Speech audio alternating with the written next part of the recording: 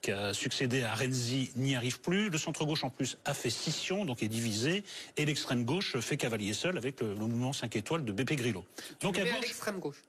Oui, moi aussi je l'aurais pas mis à l'extrême gauche, Beppe Grillo. Plutôt. Ah bon, Plutôt, voilà. Non, mais pour le coup. À droite, c'est bien aussi, puisque il y a donc Forza Italia, qui pèse pas beaucoup, autour de 15%, mais qui est allié avec les anciens de la Ligue du Nord, qui eux sont pas très présentables. Donc en fait, par élimination, pas parce que ils peuvent pas mener une coalition, quoi. Ils peuvent pas sur leur nom rassembler une majorité suffisante. C'est la majorité relative. Peur que ce soit une critique éditoriale. Non, c'est la majorité relative en Italie. C'est un système à la proportionnelle. C'est compliqué la nouvelle. Puis alors il le modifie tout le temps.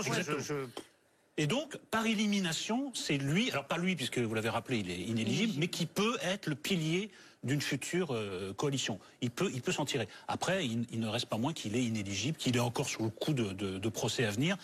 Il faut bien dire une chose, c'est que l'Italie est vraiment, depuis très très longtemps, l'homme malade de l'Europe, et la situation qui prévaut là-bas, ça fait beaucoup penser à la situation française avant la dernière présidentielle. C'est-à-dire qu'on a l'impression quelque chose qui est bloqué, qui n'évoluera jamais. Est-ce qu'ils vont trouver l'homme pour incarner vraiment la prochaine étape de l'Italie? Emmanuel Macron? Peut-être. On pensait que c'était Renzi. Macron était le Renzi français. On pensait que c'était Renzi. Non, il a démissionné, il a échoué. Son successeur fait pas beaucoup mieux, et on a l'impression. Là, c'est l'avantage d'avoir des institutions exact. Gaulliennes. Vous d'ailleurs, reprenez la parole, Eric. Non, mais c'est vrai. Là, en l'occurrence, ça permet au moins de sortir d'une nasse. Même après, on est d'accord, pas d'accord, mais au moins on a un pouvoir. Il vous plaît? Vous avez plus votre petit cochon. Berlusconi. Oui, c'est dommage. On va le remettre là. Et donc, écoutez, Berlusconi, c'est folklorique. C'est à 80 ans. Après tout, De Gaulle est parti. Il avait 79 ans. Clémenceau n'était pas loin quand il gagne la guerre en 17. Et Pétain, en plus, a 84 ans, je crois, en 40. Enfin, Pétain, De Gaulle, Clémenceau, il n'y avait pas trop de soirées bunga bunga, ou en tout cas, on n'en entendait pas parler quand même.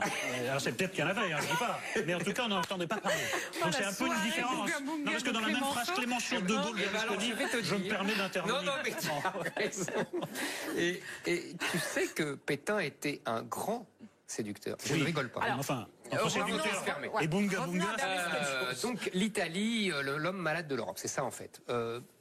Oui et non. Je dirais que moi je trouve que l'Italie c'est toujours la même chose. Ça c'est depuis plus d'un siècle et même peut-être on pourrait remonter aux cités italiennes.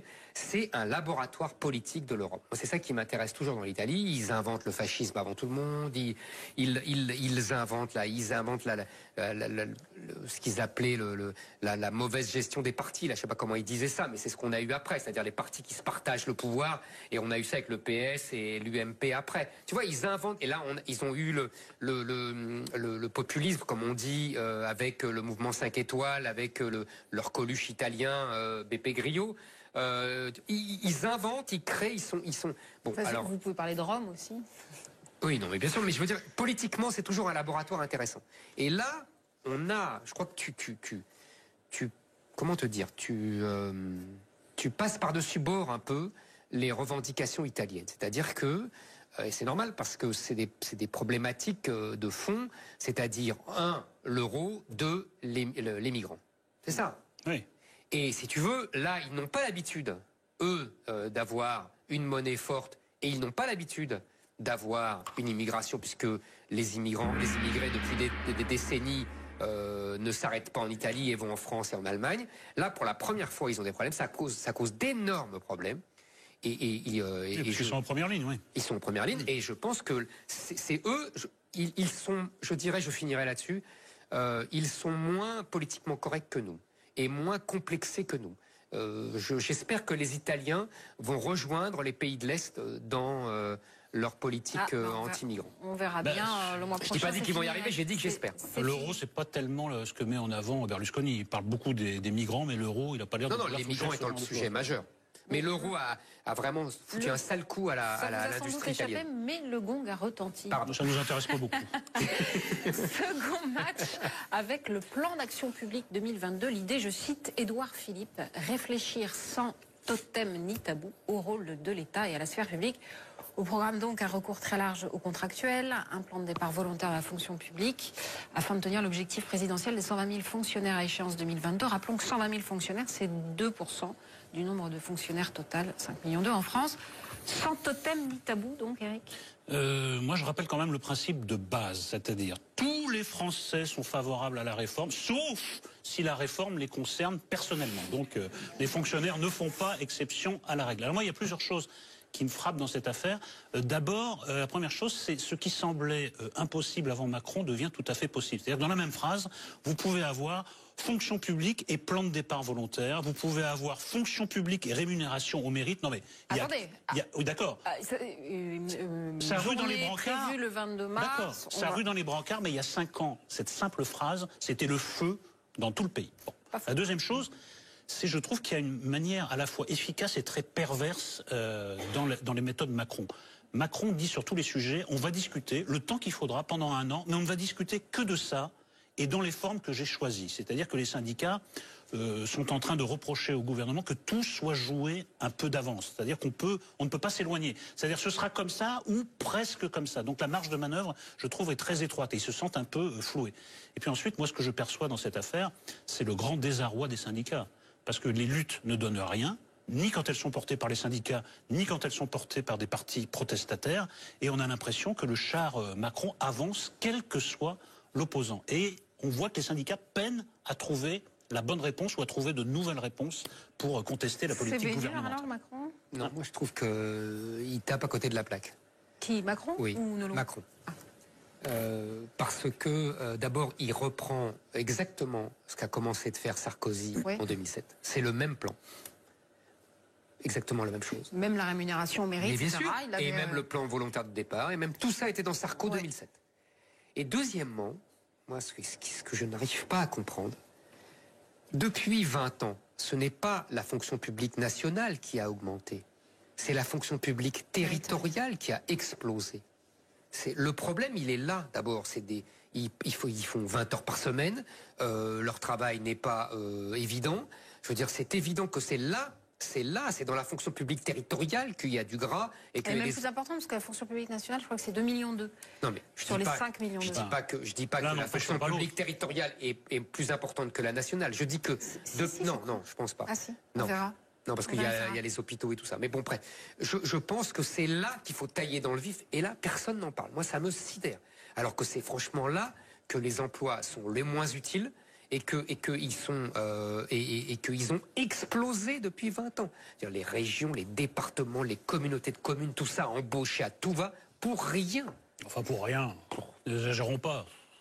On peut se pencher, faire pour un rien, audit. N'exagérons pas. Bah oui, pour rien. Les gens travaillent et voilà, effectuent des tâches utiles à la communauté. Bah, je suis pas... Zemmour arrive, il fait tout ça, faut virer tout le monde. Non, écoutez, tout le monde va voir la différence. Il y a 30 ans, on était sans ça et on n'était pas moins bien administré. Hein. Surtout en plus maintenant avec l'informatique, on devrait faire la même chose avec beaucoup moins de monde. Et on n'a pas besoin d'autant de monde localement puisqu'on a Internet et l'informatique. Tu iras leur expliquer. Tu vas être populaire, toi. Merci, messieurs. C'est maintenant l'heure de notre premier grand débat.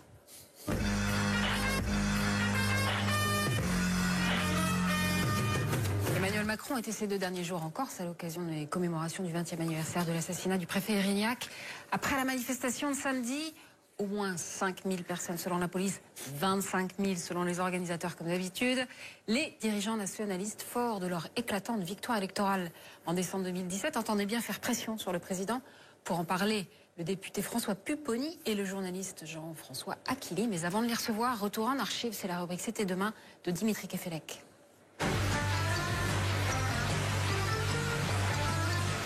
Ce 6 février 1998, des Français se sont retournés contre la nation. Ils ont pris les armes contre la République.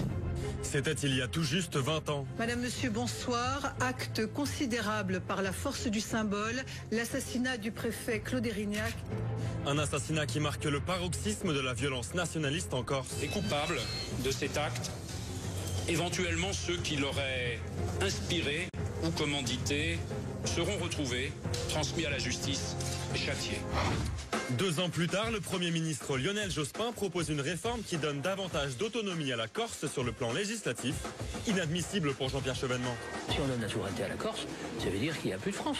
Ça veut dire que il y aura des lois basques, bretonnes, franc-comtoises, berrichonnes, ne seront revenues à l'ancien régime. La démission de Jean-Pierre Chevènement du ministère de l'Intérieur après plus de 3 ans à ce poste. Il y a des accords politiques entre le Premier ministre et moi-même. Lionel Jospin avait entamé des discussions avec des élus nationalistes, calmant quelque peu l'atmosphère après 25 années imprégnées de violence depuis l'attentat d'Aléria en 1975. Les gardes mobiles attaqueront peut-être cette cave vinicole si les membres de l'Arc qui sont toujours dans cette ferme ne décident pas de la quitter librement. 2 policiers meurent dans cette opération, considérée comme fondatrice du nationalisme moderne en Corse et menée par Edmond Simeoni, père de Gilles, l'actuel président du Conseil de l'exécutif corse. Conformément à ce qui a été décidé, je vais aller me constituer prisonnier. Les hommes sont partis la tête haute, avec leurs armes. Pour notre part, le combat politique commence. 1 an plus tard, le FLNC, Front de Libération Nationale Corse, est créé. En tant que ministre de l'Intérieur, Charles Pasqua, jacobin intarissable, fit maintes fois usage d'une sévérité exacerbée envers les terroristes. J'ai donc appelé les Corses, comme nous avons appelé toute la population de France, à coopérer avec les services de police pour mettre hors d'état de nuire ceux qui utilisent la force. Nous n'amnistierons jamais de terroristes. Nous n'engagerons jamais aucune conversation avec eux. Nous les combattrons. Mais les démonstrations de force continuent. Des lance-roquettes américains, des fusils mitrailleurs, un étalage sans précédent d'armement militaire. C'est l'une des conférences de presse les plus importantes jamais organisées par le FLNC. En 2003, le gouvernement de Jean-Pierre Raffarin propose aux Corses par référendum le regroupement des 2 départements de l'île. L'accueil est mouvementé. Au milieu des sifflets et des applaudissements, la réunion publique se transforme en une mini-conférence improvisée avec les moyens du bord. Ne vous laissez pas impressionner par une minorité qui n'a rien compris à la démocratie et aux urnes. Vous êtes les plus nombreux. En décembre 2017, la coalition nationaliste obtient 56% des voix aux élections territoriales. Une révolution tranquille. Alors question, quel sera l'avenir de la Corse ? Et voici François Pupponi et Jean-François Akili. Bonsoir, monsieur. Bonsoir. En hommage à vos noms qui sentent le maquis, quand même. On vous a mis Diouvi, Salve-Regina. Ça sent très bon. C'est une des plus belles régions de Corse, de France, la Corse. Ah oui, non, mais le maquis, c'est double tranchant. Ah non, ah oui. Ah non, je restais simplement poétique et je ne faisais pas d'allusion bizarre. Alors, vous êtes député de l'Oise, vous revenez de Corse, vous avez failli pas revenir d'ailleurs. Hein. Vous assistiez. Non, mais à cause des conditions climatiques. Oui, non. Décidément. Faut préciser.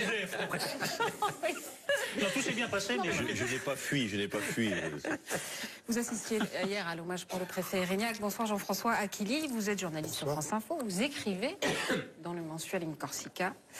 Et vous étiez aussi en Corse ce week-end. Vous aviez tweeté depuis la manifestation. Oui, à titre privé. Ah, vous n'étiez pas en reportage? Non. Vous avez mis quelques photos. Vous étiez manifestant ou... Non. Ah d'accord. Non plus, je suis résident. Observateur. Je suis résident.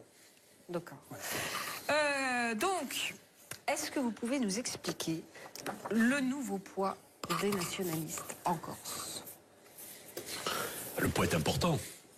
3 élections successives, 2017 les territoriales, les législatives, où il gagne en 2015, 2017 où il gagne 3 députés, et puis maintenant la nouvelle élection territoriale où ils sont largement majoritaires.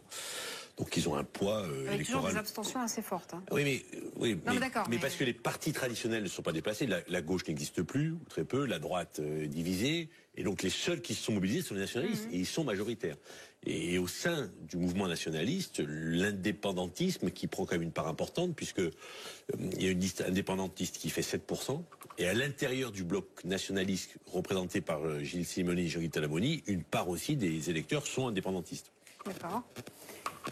Une petite explication pour vous? Oui, ce que je voudrais dire, c'est que effectivement, pour rebondir sur ce que dit François Pupponi, c'est que au fond, les majorités successives de droite et de gauche ont échoué au fil des décennies et les électeurs ont choisi de donner la prime à Gilles Siméone, qui est une figure emblématique, qui est modérée, on peut le dire, qui est autonomiste. L'immense majorité des électeurs insulaires ne veulent pas de l'indépendance. Lui ne l'en veut pas non plus, il le dit, il le redit. Ce qu'il faut comprendre, c'est que sur les revendications qui sont portées par ces élus, je parle en observateur, en journaliste, que ce soit la co-officialité de la langue, on peut en discuter, que ce soit même le statut de résident et le reste, ce n'est pas eux qui ont porté ça au préalable, c'est Monsieur Paul Jacob, président du Parti radical de gauche et président du Conseil exécutif. Donc il a quelque part déminé le terrain. Les électeurs, peu ou prou, regardent ça avec une forme de tranquillité, si je puis dire. Mais si vous dites indépendantiste, les gens n'en veulent pas. C'est un électeur sur 10. Donc, ça me fait plaisir que vous disiez ça, parce que c'est exactement ce que j'allais dire. Je pense que c'est la vieille règle, vous savez, de Jean-Marie Le Pen. Les électeurs préfèrent l'original à la copie. Puisque la copie, en l'occurrence les partis classiques, ont effectivement repris les revendications des nationalistes, et ben les électeurs ont voté pour les nationalistes. Ça, c'est une première chose, et vraiment, je suis tout à fait d'accord avec vous. La deuxième que je voudrais dire, et j'en avais parlé avec Fourquet, vous savez, on reçoit souvent Fourquet qui vient d'écrire un livre, et sur les catholiques, mais qui vient d'écrire aussi un livre sur la Corse. Très bien documenté. On est d'accord. Et j'en avais parlé avec lui, et en fait, il y a une ambiguïté fondamentale de ces élections que vous avez citées, c'est que le même électorat qui vote pour les nationalistes, qui fait gagner les nationalistes, à la présidentielle, met très haut Marine Le Pen. Très haut, largement en tête. Elle était devant. Largement en tête. Et donc je vous disais, j'en parlais avec Fourquet, en fait, on est d'accord tous les deux, et il m'a montré les chiffres qui corroborent notre analyse, c'est le même vote. C'est-à-dire que c'est un vote identitaire des deux côtés. On vote à la présidentielle Marine Le Pen pour défendre l'identité corse et l'identité nationale, et on vote pour les nationalistes parce qu'on pense qu'il n'y a plus qu'eux qui défendent l'identité corse et même l'identité européenne, française, etc., contre un islam très agressif. Toutes les anecdotes sur le Burkini, etc. C'est ça la réalité aujourd'hui, et personne ne le dit. Et l'habileté de Simeoni, c'est qu'il met ça sous le tapis, et il essaye il utilise sa victoire aux élections comme un levier indépendantiste. Vous avez tout à fait raison, il y a très peu d'indépendantistes réels. C'est bizarre ça. Ouais. Ah non, je t'assure, Alors, écoutez... j'attends vos réflexions. Allez-y. Là-dessus, la Corse, on la croit encore rurale, des montagnes et villageoise. La Corse, elle est devenue urbaine. Plus de la moitié de la population vit dans 4 villes, Bastia, Ajaccio, Porto Vecchio, Calvi. Et à l'intérieur de ces villes, le fait de l'immigration est un fait réel. Il y a beaucoup d'immigrés en Corse. Et ça pose à la population locale une certaine problématique. On a vu ce qui s'est passé au Jardin de l'Empereur. Et donc, effectivement, je pense que le vote au niveau national était aussi l'expression de cela. Et puis après, il y a le vote local, où les gens disent la droite, la gauche, ça n'a pas marché. Les nationalistes ont la chance d'avoir 2 représentants qui sont des gens charismatiques. Bien entendu, Gilles Simeoni, également Jean-Guy Talamoni, et les gens s'identifient plutôt à ces deux candidats. Bon, c'est un peu tout ça qui se passe. Mais c'est aussi une île qui est perdue pour plusieurs raisons. Une crise économique terrible, une crise sociale importante, une crise culturelle. 20% des habitants qui vivent en dessous du seuil de pauvreté, donc une vraie crise. Et donc les gens se raccrochent à ce qui peut être, surtout au niveau local, pour eux un espoir. Et effectivement, les nationalistes incarnent cet espoir, surtout qu'à côté, il n'y a aucune autre offre politique. Non, mais il y a 2 choses dans ce qui vient d'être dit. Il ne s'agit pas de remettre en cause la légitimité démocratique de Simeoni et Talamoni. Mais est-ce que ça vaut mandat dans la tête de leurs électeurs pour pousser à fond les revendications autonomistes ou indépendantistes? Ça, c'est pas sûr du tout. Parce que vous dites, les gens votent aussi pour eux par défaut. Alors, sur les revendications, ce qu'on peut penser vraiment, les gens sont pour plus d'autonomie. Oui. Ils savent très bien que localement, on ne s'en sortira que s'il y a plus d'autonomie. Et si on adapte les textes au niveau national, au niveau local. Parce qu'une île, ce n'est pas pareil qu'une autre région qui n'est pas une île, qui n'est pas une insularité. Le rapprochement des prisonniers, tout le monde est pour. Oui. C'est la loi, elle n'est pas appliquée. L'amnistie, c'est autre chose. L'amnistie, on est d'accord. Beaucoup de gens ne sont pas pour. Ce sont 2 sujets différents. Tout le monde est pour la protéger. Et faire en sorte qu'on puisse Non, mais attendez, c'est pas... Alors, attendez. La protéger, bien sûr, mais même nous, des points. Je suis d'accord. Ouais, mais c'est pas comme Après, ça. je pense qu'effectivement, mais c'est effectivement, comme Jean-François le disait, Jacobi qui a proposé que ça soit la co-officialité. Ouais, ça n'a rien à Tout le voir. monde n'est pas pour, parce qu'on sait très bien en plus que ce n'est pas constitutionnel, on ne peut pas y arriver. Le statut de résident, c'est révélateur d'une crise de l'appropriation du foncier, Oui, qui est réelle. qui est Une réelle, vraie crise. mais la solution proposée me paraît pas la meilleure. Moi, je l'ai dit à mes amis qui dirigent actuellement cette région, il suffit de mettre en place un droit de préemption et ça règle le problème. Exactement. Voilà. Donc c'est la solution qui n'est pas bonne. Mais le problème qui est soulevé est réel. Je ne comprends pas la différence qui est faite entre autonomistes et indépendantistes dans la mesure où ce que demandent les autonomistes, enfin, leur raisonnement de base est simple, pour que la Corse soit la Corse, il faut que la France cesse d'être la France. C'est-à-dire cesse d'être une république une et indivisible et devienne, enfin, évolue vers une sorte de fédéralisme. Donc je vois pas bien la distinction. Alors qu'elle soit portée par Simeoni ou par des élus d'autres partis, je trouve que ça revient un peu au même, moi. Donc cette distinction me paraît un peu oiseuse. Ce n'est pas l'indépendance. C'est-à-dire que là, il y a une discussion un petit peu compliquée pour ceux qui nous regardent ce soir, mais quand vous regardez tout ce débat autour de l'article 72, ou 74, 73, qui est à mi-chemin avec certains territoires lointains, si je puis dire, 74, on s'éloigne, on expérimente plus certaines envies, règles locales qu'on pourrait peut-être d'ailleurs même appliquer à la métropole, si je puis dire, puis je parle des Outre-mer. Hein. Là, c'est un débat assez complexe, assez technique. Ouais.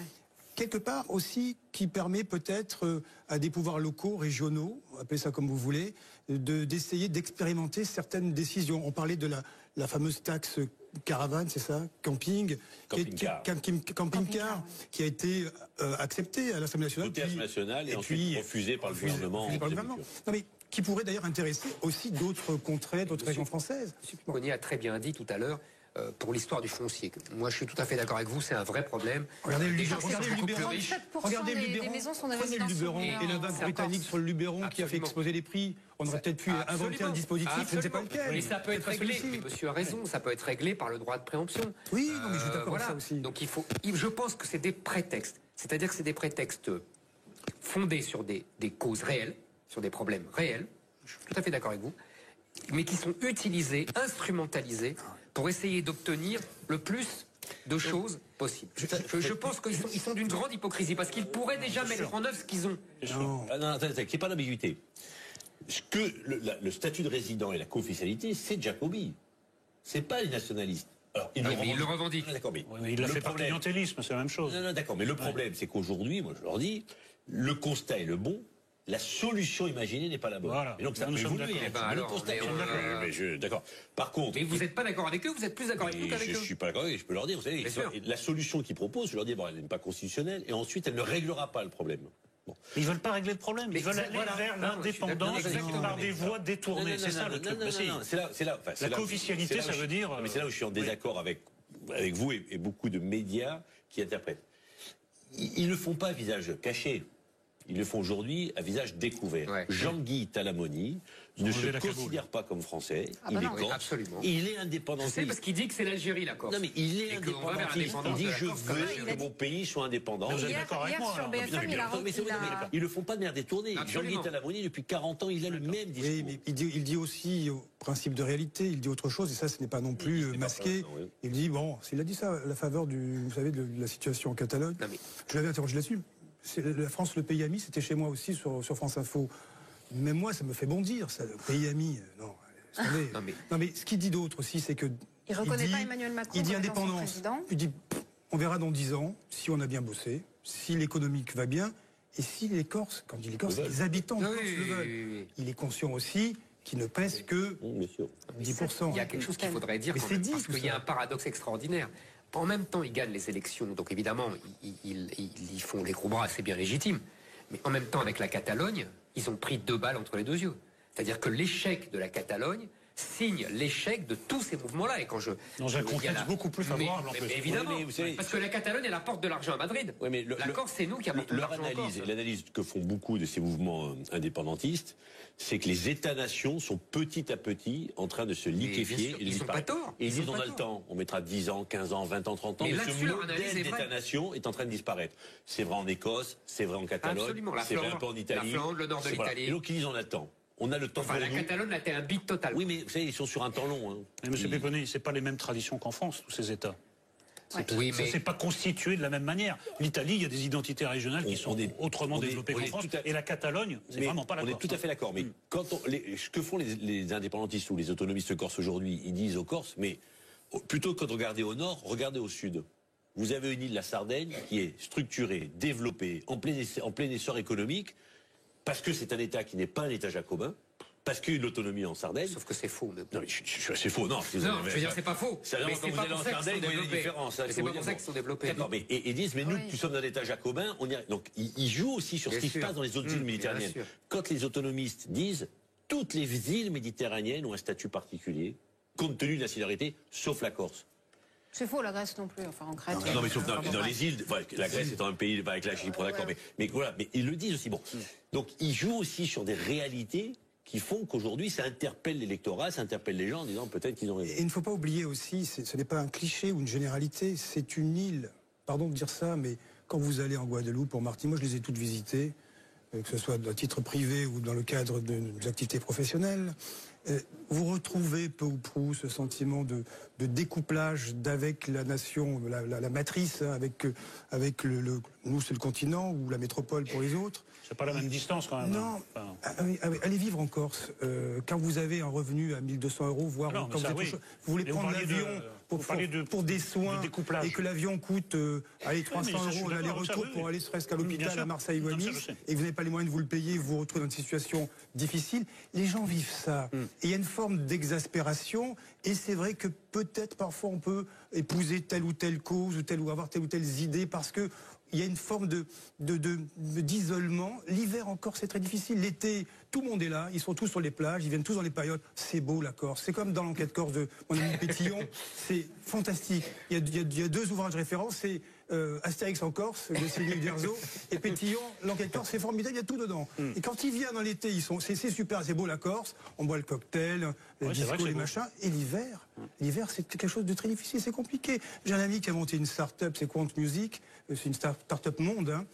Les geeks qui viennent bosser là, il y en a qui craquent, qui partent. Ils tiennent pas l'hiver. C'est vrai qu'il y a des particularités. On s'emmerde encore cet hiver, il ne se passe rien. Tout coûte cher et le moindre déplacement coûte une fortune. Donc ça, c'est réel. Et si vous voulez, les gens souffrent de ça. C'est une réalité. C'est pas par la co-officialité de la langue corse que vous allez résoudre ce genre de problème. Non, mais la co-officialité, c'est un autre problème. Le corse qui était parlé couramment il y a 20, 30 ou 40 ans ne l'est plus aujourd'hui. Donc cette langue qui est une langue courante, est en train de disparaître en tant que langue courante. Bon. Et les gens disent non, voilà, il faut faire quelque chose. Est-ce que ça passe? Pourquoi ils ne font pas des écoles comme en Bretagne? C'est ce que je leur dis tous les jours. Je leur dis, mais faites une école comme en Bretagne au Pays Basque et on se prend en charge. Mais il y a ce côté aussi, parfois, qui est un peu le défaut des Corses, et je l'assume qu'en tant que tel, qui est de dire, il n'y a qu'à Faucon, et voilà, je leur dis, faisons une école. Bon, parce qu'il y a des solutions. Voilà, ce que je veux dire par là, c'est qu'il y a des solutions. Alors, ce qu'on espère avec peut-être cette nouvelle majorité, c'est qu'il y a une nouvelle génération qui a pris le pouvoir, et qu'effectivement, on passe à la phase des mesures et des solutions qu'on met en œuvre. Parce que monsieur a raison quand il dit c'est difficile, c'est une île, etc., c'est loin. Je suis tout à fait d'accord avec ça. Et en même temps, le gouvernement français, depuis des années, a donné des privilèges incroyables à la Corse. Les privilèges fiscaux, personne ne paye d'impôts là-bas. Monsieur Zemmour, alors, je vais me permettre de vous répondre. J'ai commencé exprès provocatrice. Je paie mes impôts. Je veux dire, les Corses payent 10 fois moins d'impôts. La Cour des comptes a fait un rapport spécial sur la Corse. Je ne sais pas ce qu'ils disent. Non, c'est pas vrai. On paye mieux en Corse et on a un taux. C'est jamais contrôlé. La Cour des comptes dit il n'y a jamais de contrôle. Monsieur Zemmour, c'est la Cour des comptes, c'est pas moi. Là, vous tombez mal. J'ai commencé ma carrière professionnelle comme j'étais le premier inspecteur des impôts de Calvi. Ouais. Vous êtes le dernier à avoir bossé. Non. Et je peux vous dire que la Corse, elle est surcontrôlée. La Cour des comptes dit le contraire. Non, sérieusement. Elle est surcontrôlée. J'arrête de charrier. Non, elle est surcontrôlée. Mais la Cour des comptes dit le contraire. Elle dit qu'il n'y a pas de contrôle. Non, pas du tout, mais jamais de la vie. Je vous assure. Non, mais je dis pas ça, la Cour des comptes. Non, reprenez le rapport. Écoutez ça. Elle est surcontrôlée. Pourquoi? Parce qu'il y a des brigades de Paris, du Grand, qui viennent tous les jours régulièrement contrôler ceux qu'on considère comme des délinquants, comme des voyous, comme des. Voilà. Et je peux vous dire que des contrôles, il y en a autant qu'ailleurs. Et les choses s'améliorent. Il a raison, François Pouponne. Je peux vous dire, moi, je suis résident. Je vis en Corse. Je peux vous dire que je fais attention à mes déclarations d'impôts parce que vous êtes contrôlé au centime d'euro près. Il y a des comptes, ça bosse. Ça bosse et je peux en témoigner. j'ai le doigt sur la couture. C'est pas Donc ce que j'ai vu, mais... Oui, peut-être. Non, je peux me tromper, moi, mais j'ai pas lu ça. Moi, c'est un témoignage de terrain, je peux vous dire que ça bosse. Il y a des exonérations exceptionnelles. Les fonctionnaires bossent là-bas. Lesquelles exonérations? Non, mais les exonérations officielles, c'est pas... Lesquelles? Pour les entreprises, pour les... tout ça. Non. Ah, je vous assure. Je vous assure que non. Ah, j'aurais dû apporter les... Les seules dérogations fiscales qu'il y a, c'était les fameux arrêtés Miot. C'est-à-dire, en matière de droit de succession, il y avait des textes dérogatoires, et le Conseil constitutionnel a dit, terminé, vous rentrez dans le droit commun, vous arrêtez, d'où l'obligation de réformer la Constitution. Deuxième avantage fiscal, c'était les droits sur les tabacs. Oui, c'est ça. Le gouvernement a dit, terminé, vous rentrez dans le droit commun et vous payerez comme tout le monde. C'est ma faute, j'avais des trucs, j'ai pas... Non, mais par contre, on fera une autre émission. Il y a eu effectivement des zones franches qui se sont arrêtées alors qu'elles continuent en banlieue. Mais la zone franche en Corse s'est arrêtée alors que d'autres continuent. Par contre, aujourd'hui, le Conseil constitutionnel dit il n'y a plus aucune raison qu'il y ait des textes dérogatoires en Corse et donc il faut rentrer dans le droit commun. Et si on veut un droit fiscal dérogatoire justifié par l'insularité, il faut une réforme de la Constitution. D'où le débat que nous avons aujourd'hui avec le président de la République. Aborder une exception corse qui me semble moins contestable que celle qu'a soulevée Zemmour, c'est l'exception au niveau des symboles. On a vu quand même des leaders indépendantistes prêter serment sur des classiques du nationalisme. Et puis là, il y a une affaire de drapeau. Moi, je trouve ça choquant. Je trouve ça choquant que quelqu'un qui dirige une région dise on va sortir le drapeau français parce qu'on a le chef de cet État qui vient en visite. C'est ce qu'il a dit, exactement. Ouais. C'est exactement ce qu'il a dit. Il a dit quand un chef d'État étranger vient, on sort le drapeau du pays. Sinon, le drapeau français n'est pas dans le bureau de M. Talamoni. J'étais avec eux hier et donc je me suis bien fait expliquer cette histoire de drapeau. Alors, le drapeau tricolore, il est sur le fronton des bâtiments. Oui, ça. La règle non écrite, c'est que le drapeau français est au milieu, donc il y en a trois. Le drapeau européen, éventuellement le drapeau régional. Et ce qu'ont fait les élus de la collectivité territoriale, c'est qu'ils ont mis le drapeau corse au milieu, à côté du drapeau français, donc sur le fronton du bâtiment. D'accord. Et dans les bureaux? Le bureau, il n'y a aucune obligation dans un bureau d'un élu de mettre son drapeau. Le drapeau, c'est sur le fronton et dans la salle des délibérations. Dans le bureau, il y a le drapeau européen et le drapeau corse. Oui. Et pas le drapeau français. Vous ne trouvez pas que c'est un peu tendancieux? Non, vous pensez que c'est pas l'ambiguïté. Vous pensez qu'ils ont oublié? Qu'il est au repassage? Ils ont oublié. Ils assument. Jean-Guy Talamoni dit moi, je ne me considère pas comme français, donc je mets dans mon bureau, là où je fais ce que je veux, le drapeau que je veux. Bon, je ne dis pas que c'est bien. Mais vous imaginez avec des représentants d'autres communautés qui feraient ça, vous imaginez le ramdam que ça ferait immédiatement? Mais on est d'accord, mais lui il assume ce qu'il est, c'est-à-dire qu'il est indépendantiste. Il fait ce qu'il veut. Et moi c'est le laxisme de la République dans cette affaire qui me semble sauf que la République n'impose pas dans le bureau d'un président ou d'un maire ou d'un député, il y a le drapeau français. Non, mais est-ce que vous trouvez plus généralement, au-delà de cette affaire de drapeau, est-ce que vous ne trouvez pas que la République, comme on dit, c'est-à-dire l'État en gros, en clair, a déjà beaucoup trop lâché? Par exemple, je suis très choqué par cette histoire de communauté de communauté unique. Vous savez, de suppression des départements et de collectivités territoriales. Les Corses avaient refusé par référendum. Je me souviens, parce que Sarkozy avait perdu ce référendum. Et pourtant, l'État a imposé quand même cette collectivité territoriale unique. Alors, il faut savoir qu'à l'époque c'est le 6 juillet 2003. 2003, j'avais retenu 2003. Vous savez, quand Sarkozy on fait la proposition, il est ministre de l'Intérieur, et puis il est plutôt assez proche de ce qui se passe chez nous. Et chez nous, vous dites en Corse? Oui, en Corse, oui. Non mais je pourrais habiter, ailleurs, je dirais la même chose. Je peux habiter à Sarcelles et tu peux chez nous. On est chez nous. Ce que je veux dire par là, c'est que, allez, 3, 4, 5, 6 mois, il faudrait vérifier aussi, faire un fast-checking aussi là-dessus. Majoritairement, les électeurs étaient pour la fusion des départements. Et moi, je l'ai vécu de l'intérieur. J'étais à France Inter à l'époque, au service politique, et je m'étais occupé jour après jour de cette affaire. Reportage sur le terrain, j'ai participé, même on a vu sur les images, vous savez, Raffarin et Sarkozy sur les chaises en plastique, c'était l'aéroport de Bastia, et c'était d'ailleurs Claude Guéant qui menait la charge avec les CRS ou les gardes mobiles contre des manifestants, c'était des manifestations sociales à l'époque. Il y a eu un glissement au fil des semaines, ça a duré même de 2 mois à peu près. Le contexte à l'époque, c'était, il y avait le fugitif Yvan Colonne qui était quelque part, les avions renifleurs en Amérique du Sud ou je ne sais où. En fait, le pouvoir savait où il se trouvait, il le cernait. Il y avait un climat social extrêmement tendu, et l'Élysée était en désaccord avec Beauvau. Et il y a eu un jeu de dupes. Le président Chirac, lui, était entouré de conseillers qui lui disaient surtout pas ça. Il voyait le moyen de taper Sarkozy avec ça. Moi, je sais, je l'ai traité, je l'ai écrit. Non, mais ça s'est joué à 1%, 2%. Ok, les Corses ont voté contre, mais étaient-ils contre? Ah bah oui, mais alors... c'est la France, mais pas tout à fait la France, c'est la majorité, mais pas tout à fait la majorité. Quand Zemmour dit tout à l'heure, et je vous ai écouté avec beaucoup d'intérêt, parce que je vous lis avec beaucoup d'intérêt, et vraiment, j'apprécie, quand vous dites collectivité territoriale, tous ces fonctionnaires, ils travaillent à 20%, etc. Ben là, vous avez l'exemple d'une collectivité qui s'est unifiée, vous avez 330 000 habitants en Corse, c'est-à-dire l'équivalent du 15e arrondissement de Paris. Ça vous choque pas?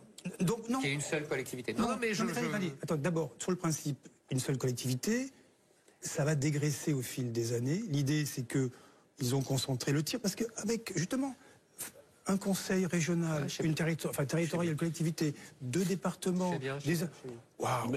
Donc on en met qu'une avec des pouvoirs locaux, mais une seule autorité. Alors maintenant, on peut discuter collectivité unique, parti unique, pensée unique. Certes, il y a un risque. Mais dans ce cas-là, il faudrait le faire ailleurs en France. 330 000 habitants. Vous voyez ce que je veux dire? 330 000 habitants, c'est l'équivalent d'un gros arrondissement.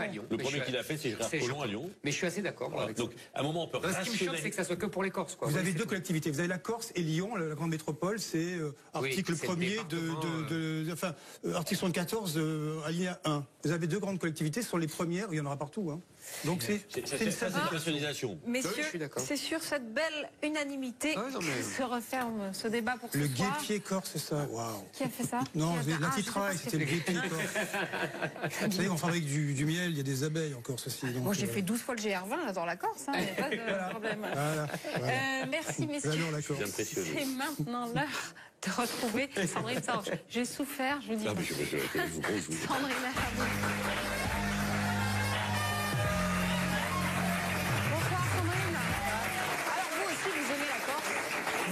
vous avez fait le GR20, vous êtes passé à Bavel, à Vitzavon et tout ça. Vous allez en parler avec nos invités.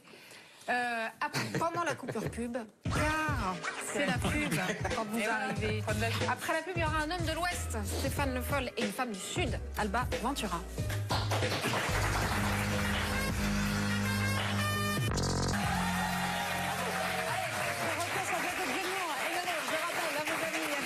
Qu'ils peuvent réagir sur les réseaux sociaux avec le mot dièse ZenPP, et non pas parce que vous êtes des PP, mais parce que c'est Paris Première.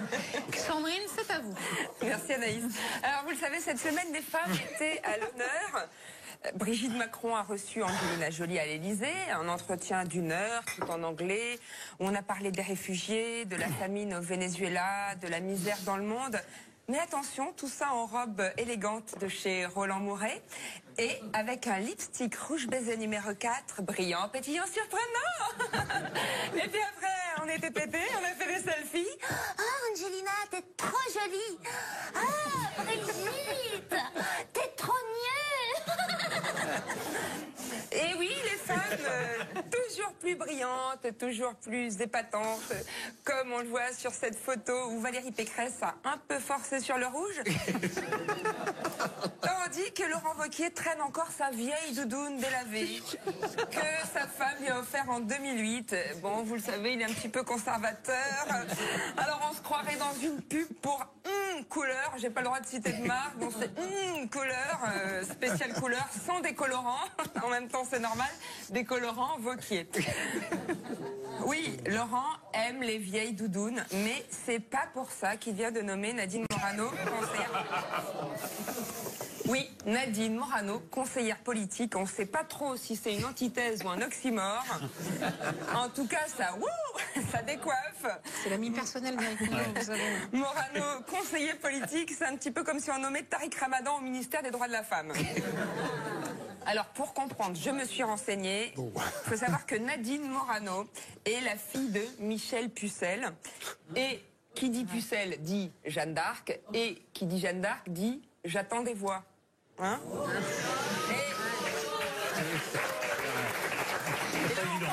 On comprend mieux. Quel stratège, ce Wauquiez. De la politique au cinéma, vous le savez, il n'y a qu'un pas. Et à propos de cinéma, on connaît désormais le nom des finalistes pour les Césars 2018. Alors, dans la catégorie meilleure actrice dans un premier rôle, sont nommés Jeanne Balibar, Juliette Binoche, Charlotte Gainsbourg, Emmanuel DeVos, Anne Hidalgo. Ah, et la gagnante est... On a l'enveloppe. Et du budget. Merci Anaïs. Quel suspense.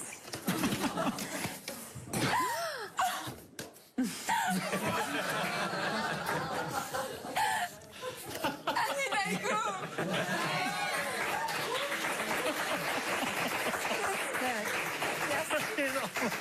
Merci. J'aimerais remercier mon père qui m'a donné la passion du sport. Il s'appelle Michel Hidalgo. Muchas gracias, papa. Te quiero.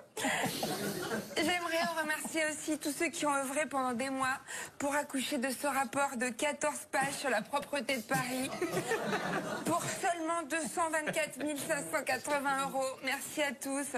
C'est un vrai travail d'équipe. On est une famille. Somos una familia. Alors, il y en a qui disent que c'est abusé, que Xavier Tiberi aurait pu le faire à moitié prix. Je vois pas le rapport. En tout cas, merci Xavier de m'avoir ouvert la voie et surtout la voirie. No passaran. Voilà, séquence émotion toujours. C'était la dernière séance pour Mathieu Gallet. Le CSA a tranché en toute indépendance et a mis fin à ses fonctions de président de Radio France. Alors pour Gallet, c'est une plage qui se tourne. Moi, je la voyais venir celle-là. Et c'est Michel Legrand qui lui a rendu le plus bel hommage. Comme un galet que l'on jette de la maison de la radio, accusé à tort peut-être, et si c'est ça, c'est pas beau d'avoir jeté par la fenêtre de l'argent de nos impôts. Mais l'État n'oublie jamais ses fonctionnaires les plus hauts.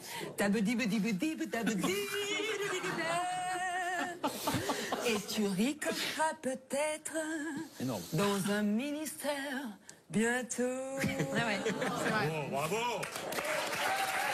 Magnifique.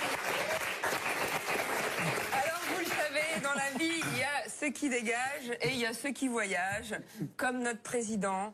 Le gars, dans la même quinzaine, il se fait la Chine, la Suisse, l'Auvergne, la Tunisie, le Sénégal et la Corse. J'aimerais trop avoir ces miles. Et aussi son carnet d'adresses. Genre, j'ai des amis dans chaque port, ce qui est quand même beaucoup mieux que l'inverse.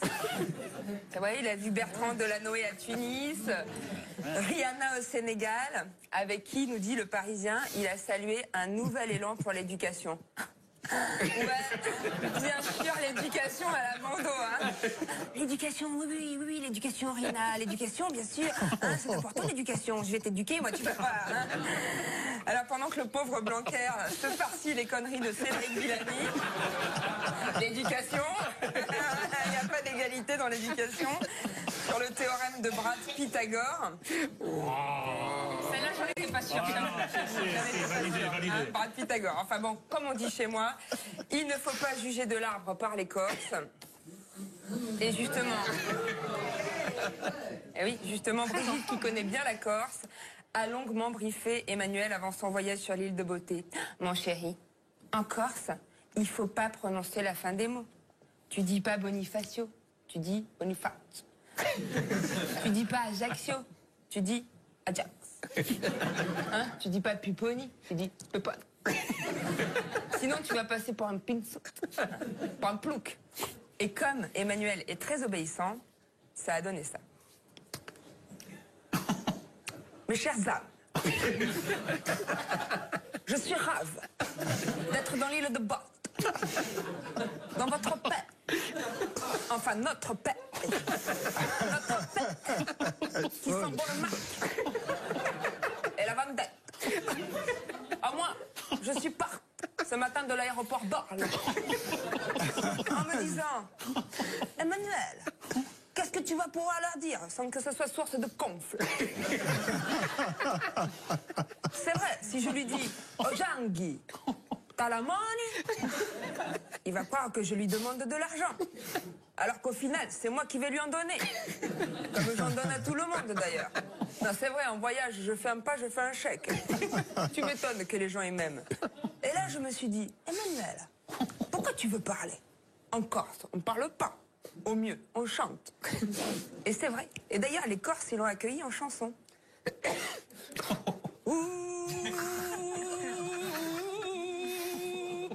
Bon, quand on est toute seule, c'est pas facile la polyphonie. Alors, soyez indulgents. Petit Emmanuel, sur le constitutionnel et sur la question des prisons. Garde-toi si tu nous dis non. Petit Emmanuel. Ouais.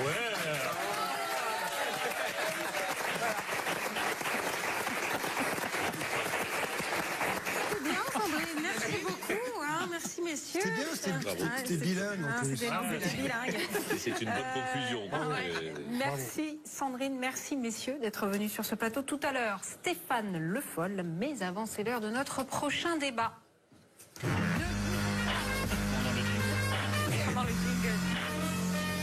Double gadin pour La République En Marche aux législatives partielles à Belfort et dans le Val d'Oise. Quelles leçons tirer de ces élections? Avant d'en parler avec le député macroniste Gilles Legendre et le politologue Jean-Daniel Lévy, regardez ses réactions politiques.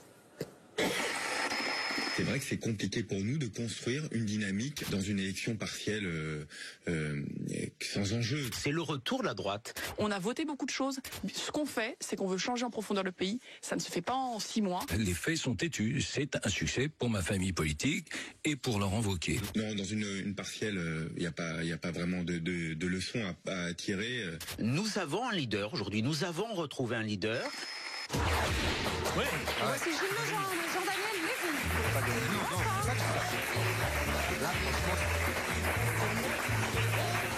Bonsoir messieurs. Bonsoir Jean-Daniel Lévy. On ne vous a pas vu depuis longtemps, on est ravis de vous revoir. Alors, bonsoir Gilles Legendre. Bonsoir. Vous êtes homme politique, entrepreneur, journaliste français spécialisé dans le domaine économique. Et vous êtes le tombeur d'Henri Guénaud et de NKM. Qui est d'ailleurs parti dans le privé, comme vous l'aviez prophétisé ici, Eric, qui est parti à New York faire une carrière dans le privé. Oui, mais Zemmour dit que c'est pas assez loin, New York. Dans les deux sens. Et vous êtes donc député En Marche de Paris. Ça aurait été plus loin, mais bon. Bonsoir Jean-Daniel Lévy, vous êtes directeur du département politique Opinion de CSA. Daris Interactive. Daris Interactive, oui, qu'est-ce que j'ai dit? Oui, c'est ça? Non? Je me suis plantée. Ah oui, Daris Interactive, pardon. Pas... Alors, Gilles Legendre, est-ce que vous êtes inquiet? Pas du tout. Pas du tout. Au revoir. Alors, j'ai fait un vœu en rentrant en politique récemment, puisque je suis un vieux novice. J'ai promis que les soirs d'élection ou après des élections, je ne dirai jamais après une défaite que finalement c'est pas une défaite, c'est une victoire.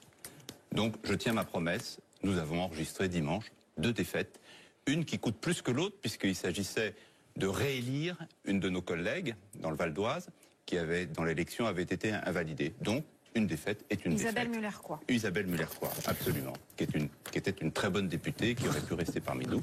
Les électeurs en ont décidé autrement. De peu, avec très peu de votants, mais c'est une défaite. Mais justement, il y a peut-être une question préalable, c'est plutôt pour vous. Est-ce que, à partir d'un certain taux d'abstention, c'est ennuyeux ma question parce que le débat peut cesser là, on peut vraiment tirer des enseignements? Parce que là, ça atteint par moment 80%. Est-ce que quand même l'analyse reste valide? Déjà, l'abstention, c'est un premier signe. Oui. C'est un signe. En France, par rapport à d'autres types de pays, l'abstention, ça n'est pas un désintérêt à l'égard de la politique. C'est une manière d'exprimer une forme de critique à l'égard, justement, de la manière dont les responsables politiques peuvent ou pas représenter les intérêts, les identités, les aspirations de la part des individus. Quand vous regardez aux États-Unis, il y a une abstention qui est une abstention résiduelle. Vous prenez la dernière élection. Qu'est-ce que vous appelez résiduelle? Structurelle, vous voulez dire? Structurelle, c'est-à-dire qu'il y a des électeurs qui ne vont jamais Ah oui, voter. structurelle, d'accord. À la dernière élection présidentielle, par exemple, un Américain sur 2 n'est pas allé voter et ne s'est pas déplacé pour aller voter. Il y a énormément d'Américains qui déclarent de toute façon, ça ne m'intéresse pas. Quand on interroge aujourd'hui en France les abstentionnistes, ils disent c'est un message que j'exprime. C'est un message de critique, d'interrogation, de doute. Et on sait que d'une manière générale, ça va les ennuyer parce qu'on déclare de manière perpétuelle que le droit de vote, c'est un droit qui a été conquis, qu'il s'agit d'un droit à cajoler et que dans ce contexte-là, le fait de ne pas se déplacer pour aller voter, c'est un message. Et d'ailleurs, aux dernières élections législatives, il y avait un premier message qui était exprimé, avec une abstention record au premier tour et une abstention encore plus record au deuxième tour, avec, là pour le coup, si je ne me trompe pas, un nombre de l'ordre d'une dizaine d'électeurs, de candidats qui ont été élus avec plus de 50% du corps électoral effectivement inscrit. Donc, la question qu'on se pose aujourd'hui, c'est effectivement, est-ce que ça a un sens? Oui, ça a un sens, et ça montre aujourd'hui une forme de distance de la part des électeurs, aussi bien de droite que de gauche, voire proches de La République En Marche, qui ont dit on ne sent pas aujourd'hui d'utilité manifeste suffisante pour se déplacer, pour aller voter, soit pour défendre, soit pour critiquer le mais c'est candidat. un message qui s'adresse du coup plus aux partis gouvernement qu'aux autres. La déception ou le retrait est plus un message vis-à-vis de Macron et des autres. Je pense que le candidat socialiste qui a réalisé un peu moins de 3% dans le territoire de Belfort au premier tour a également entendu le message, même de la part des abstentionnistes. Oui, allez-y. Réagir là-dessus, parce que moi je partage absolument le constat sur la question de la confiance. C'est la question clé aujourd'hui. Et évidemment, nous ne sommes pas l'objet de plus de défiance que les autres, mais notre responsabilité, parce que nous sommes au pouvoir, nous oblige à mettre en œuvre des politiques qui, petit à petit, restaureront cette confiance. Manifestement, il va falloir du temps. Le niveau de défiance de la population, et ne croyez pas que c'est réservé aux populistes prolétaires ou aux populistes exclus ou aux populistes qui vivent des situations infernales dans notre pays depuis des années. Moi, je suis l'élu d'une circonscription hyper privilégiée. Il existe... Dans le 7e, 6e, 7e. Voilà. Ça ne veut pas dire que tout le monde y est heureux, que tout le monde y est riche, mais globalement, c'est une circonscription hyper privilégiée. J'ai constaté, c'était une découverte pendant ma campagne, que beaucoup d'habitants incarnent ce que j'appelle le populisme chic. C'est quoi le populisme chic? C'est pas celui qui va voter Le Pen ou qui va voter pour la France insoumise. C'est celui qui, vis-à-vis de la classe politique, toute la classe politique, incarne un scepticisme, une ironie, une goguenardise élaborée, parce que comme il est chic, il est éduqué, il est savant, il connaît le système. Bien souvent, le système qu'il critique est incarné par le copain de promotion ou par le collègue de bureau. Bon. Et ce populisme-là, il exprime la même défiance. C'est moins violent, c'est moins spectaculaire. C'est cette confiance qu'il faut que nous restaurions. Et ça ne se fera pas en un jour. Que nous ayons, en plus sur une élection partielle dans laquelle il n'existe aucun élan national porteur, un taux d'abstention qui soit énorme, encore plus important que celui déjà beaucoup trop élevé que nous avions enregistré aux législatives, pour moi, c'est un symptôme normal. Est-ce que pour autant, ça me laisse serein? La sérénité ne doit pas être notre lot, parce que sinon, c'est le début de l'endormissement. Alors, moi, je pense que vous, pardonnez-moi, mais je pense que vous surinterprétez cette histoire d'abstention massive. Non pas que je ne vois pas ce que vous dites, hein, vous avez tout à fait raison, et je pense que c'était plus le cas aux législatives.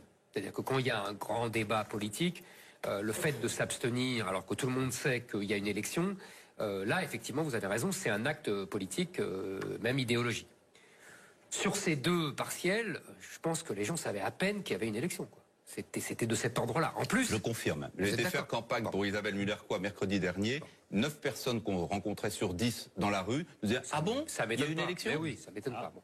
En plus, permettez-moi, sans vouloir vous offenser, mais votre élection, pas à vous spécialement, mais à tous les députés, tous les députés En Marche, comme je l'ai déjà dit à une députée qui n'était pas contente, on aurait mis une chèvre avec une étiquette Macron et elle aurait été élue. C'est vrai que c'était pas très aimable. Non, mais elle m'énervait parce qu'elle était d'une arrogance incroyable, elle croyait qu'elle avait refait la France. Donc alors je vais essayer de ne pas me faire traiter de vous. Voilà.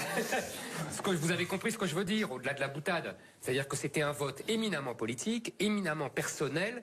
Les Français, après tout, je ne critique pas, hein, ils ont intériorisé la Ve République, ils donnent la majorité au président. C'est pas, oui, c'est normal. Ce que je veux dire par là, c'est que depuis le début, vous êtes dans cette situation-là. C'est-à-dire que vous dépendez étroitement, comme jamais peut-être depuis le général de Gaulle, ou peut-être comme Mitterrand en 80, mais enfin, ils avaient un ancrage local depuis les municipales de 78. J'achète ces deux parallèles qui sont assez flatteurs, plus que celui de la chèvre. Vous êtes d'accord? Voilà. Mais... Vous savez, au temps du général de Gaulle, on disait une chèvre avec UDR et elle est élue. Donc j'ai repris mes classiques, c'est tout. Donc, pourquoi je vous dis ça? Parce que, vous êtes des députés, mais vous n'avez pas d'ancrage local. C'est l'inconvénient du nouveau monde. L'avantage, c'est que ça c'est nouveau, et l'inconvénient, c'est qu'il n'y a pas d'ancrage local. Donc vous ne pouvez absolument pas compenser le désintérêt et par un vrai ancrage local. Donc vous avez intérêt à limiter au maximum les élections partielles parce que vous allez vous faire balaner à chaque fois. Alors, Éric Zemmour, d'abord, c'est pas nous qui les décidons, les élections partielles. Si ça ne dépendait que de nous, elles n'auraient pas lieu. Surtout quand il s'agit d'annuler l'élection de collègues élus en juin. Je voudrais dire deux choses. Premièrement, évidemment que nous dépendons peut-être encore plus qu'avant du président de la République, mais pas en tant que personne, mais en tant de fait que nous devons appliquer un programme qui a été clairement détaillé pendant la campagne, que nous déroulons étape par étape. Ça plaît ou ça plaît pas. Mais les Français, et ça peut-être que Jean-Daniel Lévy pourra soit appuyer, soit contredire ce que je dis, mais je crois que c'est exact, reconnaissent que ça au moins, c'est quelque chose de nouveau. En revanche, sur la question de l'ancrage local, je vous rejoins totalement. Nous sommes un parti jeune, mais même pas adolescent, enfant, un mouvement jeune. Bon, et donc nous n'avons pas d'ancrage local. Dans une élection partielle comme celle du Val d'Oise, il y avait pas Pontoise qui était le cœur, mais il y a des communes aux côtés. Un maire LR, il va évidemment dire à ses électeurs, allez, regardez le LR, votez pour moi, vous savez, moi c'est mon parti, je l'aime bien, etc. Hop, il n'y a pas d'élan national, il n'y a pas d'enjeu national. On est passé de 313 députés à 312. La catastrophe. C'est très ennuyeux parce qu'on aimait beaucoup Isabelle Muller-Croix. mais pour le chiffre, c'est pas le problème. Donc, là où vous avez parfaitement raison, nous devons absolument nous ancrer localement, renforcer le mouvement En Marche. Là aussi, ça ne se fera pas en un jour. Mais vous savez, ça renvoie à un sujet qui est beaucoup plus global. Nous sommes au pouvoir parce que le système était à bout de souffle. Et peut-être aussi, c'est l'œuf à la poule, nous avons fait en sorte que le système soit encore plus à bout de souffle. Mais alors, qu'il il faut aller n'était. jusqu'au bout du raisonnement. Il faut analyser les résultats comme le dégonflement de la bulle dégagiste, c'est-à-dire que les gens ont voté pour dégager l'ancien système. Nous ne voulons plus du PS qui était au pouvoir. On ne croit pas aux Républicains comme alternative, mais les gens, là c'est une leçon nationale, n'adhèrent pas, en tout cas, à ce qui est fait. C'est ça. Non, ils n'adhèrent pas par construction, en raison de ce qu'on a dit tout à l'heure, c'est-à-dire au déficit, j'allais dire, structurel, c'est un peu pompeux, mais de confiance vis-à-vis de la classe politique. Et celui qui se retrouve à un moment donné, opposition de pouvoir, prend cher. Parce que cette défiance, elle est complète. Est-ce que c'est ce que disent les études d'opinion? Ils reconnaissent déjà aujourd'hui une chose à Emmanuel Macron, c'est de faire ce qu'il a dit. Ils ne savent pas forcément exactement ce qui avait été dit dans le cadre de la campagne électorale, mais il y a sensiblement le sentiment qu'aujourd'hui, ce qui se passe, même si ça ne correspond pas aux aspirations des Français, correspond à un engagement de campagne préalable. Et ils disent, par rapport à ce que nous avait dit François Hollande, par rapport à ce qui avait été fait par Nicolas Sarkozy, par rapport même à ce qui avait été fait à l'époque par Jacques Chirac, et notamment en 1995, au moins, on a une forme de confiance à l'égard des responsables politiques. Parce qu'une des critiques majeures à l'égard du personnel politique, c'est la suivante, c'est de dire ils font tout pour arriver au pouvoir, ils cherchent en fait à nous convaincre, et une fois arrivés aux responsabilités, de toute façon, ils font ce qu'ils veulent. Donc aujourd'hui, la trahison, ça n'est pas une critique qui est exprimée à l'égard du président de la République, et ça constitue une de ses zones de force. Est-ce que ça veut dire qu'il y a un engouement populaire? Est-ce que ça veut dire qu'il y a un soutien à l'égard du fond politique de ce qui est mené? Est-ce que ça veut dire qu'aujourd'hui, si on prend différentes mesures, notamment par exemple la loi travail, qui constitue la loi la plus emblématique, suscite un soutien, une adhésion ou une approbation de la part des Français? La réponse est non. Donc on est dans cette forme de tension où la posture présidentielle globalement est relativement bien appréciée et viennent se greffer à ça des interrogations, des doutes sur les conséquences pour les individus, ce qui se traduit politiquement par une absence de soutien, de mobilisation en faveur. Voilà. Et puis, notamment, aujourd'hui, la seule formation politique qui apparaît comme étant clairement en ordre de marche, les Républicains, qui en tirent globalement un bénéfice électoral, en tout cas. Comme formation clairement en marche, je préfère être adolescent dans l'état où on est et pas encore adulte. Moi, je pense que si vous demandez aux Français, ceux qui aujourd'hui sont globalement organisés. C'était de la veine polémique. Non, mais attendez. Parce que vous avez dit tout à l'heure, vous êtes d'une circonscription privilégiée, évidemment. Oui, et j'en suis très fier. Non, mais c'est pas. Mais simplement parce que vous avez quand même, pour moi, le problème de fond, mais qui n'est pas lié spécialement à ces deux partiels, qui est lié à tout le mandat Macron. Vous savez, j'ai lu cet hiver les souvenirs de Tocqueville. Pour parler de la monarchie de Juillet, il a cette formule magnifique, il dit les anciennes aristocraties, il parlait évidemment des légitimistes, les anciennes aristocraties ont perdu, le peuple est exclu. C'est exactement Emmanuel Macron. Exactement la même chose. Les anciennes aristocraties partisanes ont perdu, et le peuple est exclu. Il n'est pas dans votre système. Vous êtes les représentants des élites bourgeoises, des nouvelles élites urbaines. Les classes populaires ne vous connaissent pas. Éric Zemmour, je suis désolé, mais Et ça sera votre mot de conclusion, Gilles Legendre. Mais alors, tant mieux, parce que c'est inexact, si je puis me permettre. Ah bah non. Non, mais je vois parfaitement la diversité sociologique des 313 députés à l'Assemblée nationale. Nous avons non, attendez. Et une surreprésentation des professions libérales et patrons, etc. On l'a d'abord diversifié parce qu'au lieu qu'il n'y ait que des fonctionnaires, je caricature, il n'y a jamais eu que des fonctionnaires et des médecins, enfin c'était quand même ça les gros bataillons, nous représentons une France active infiniment plus variée.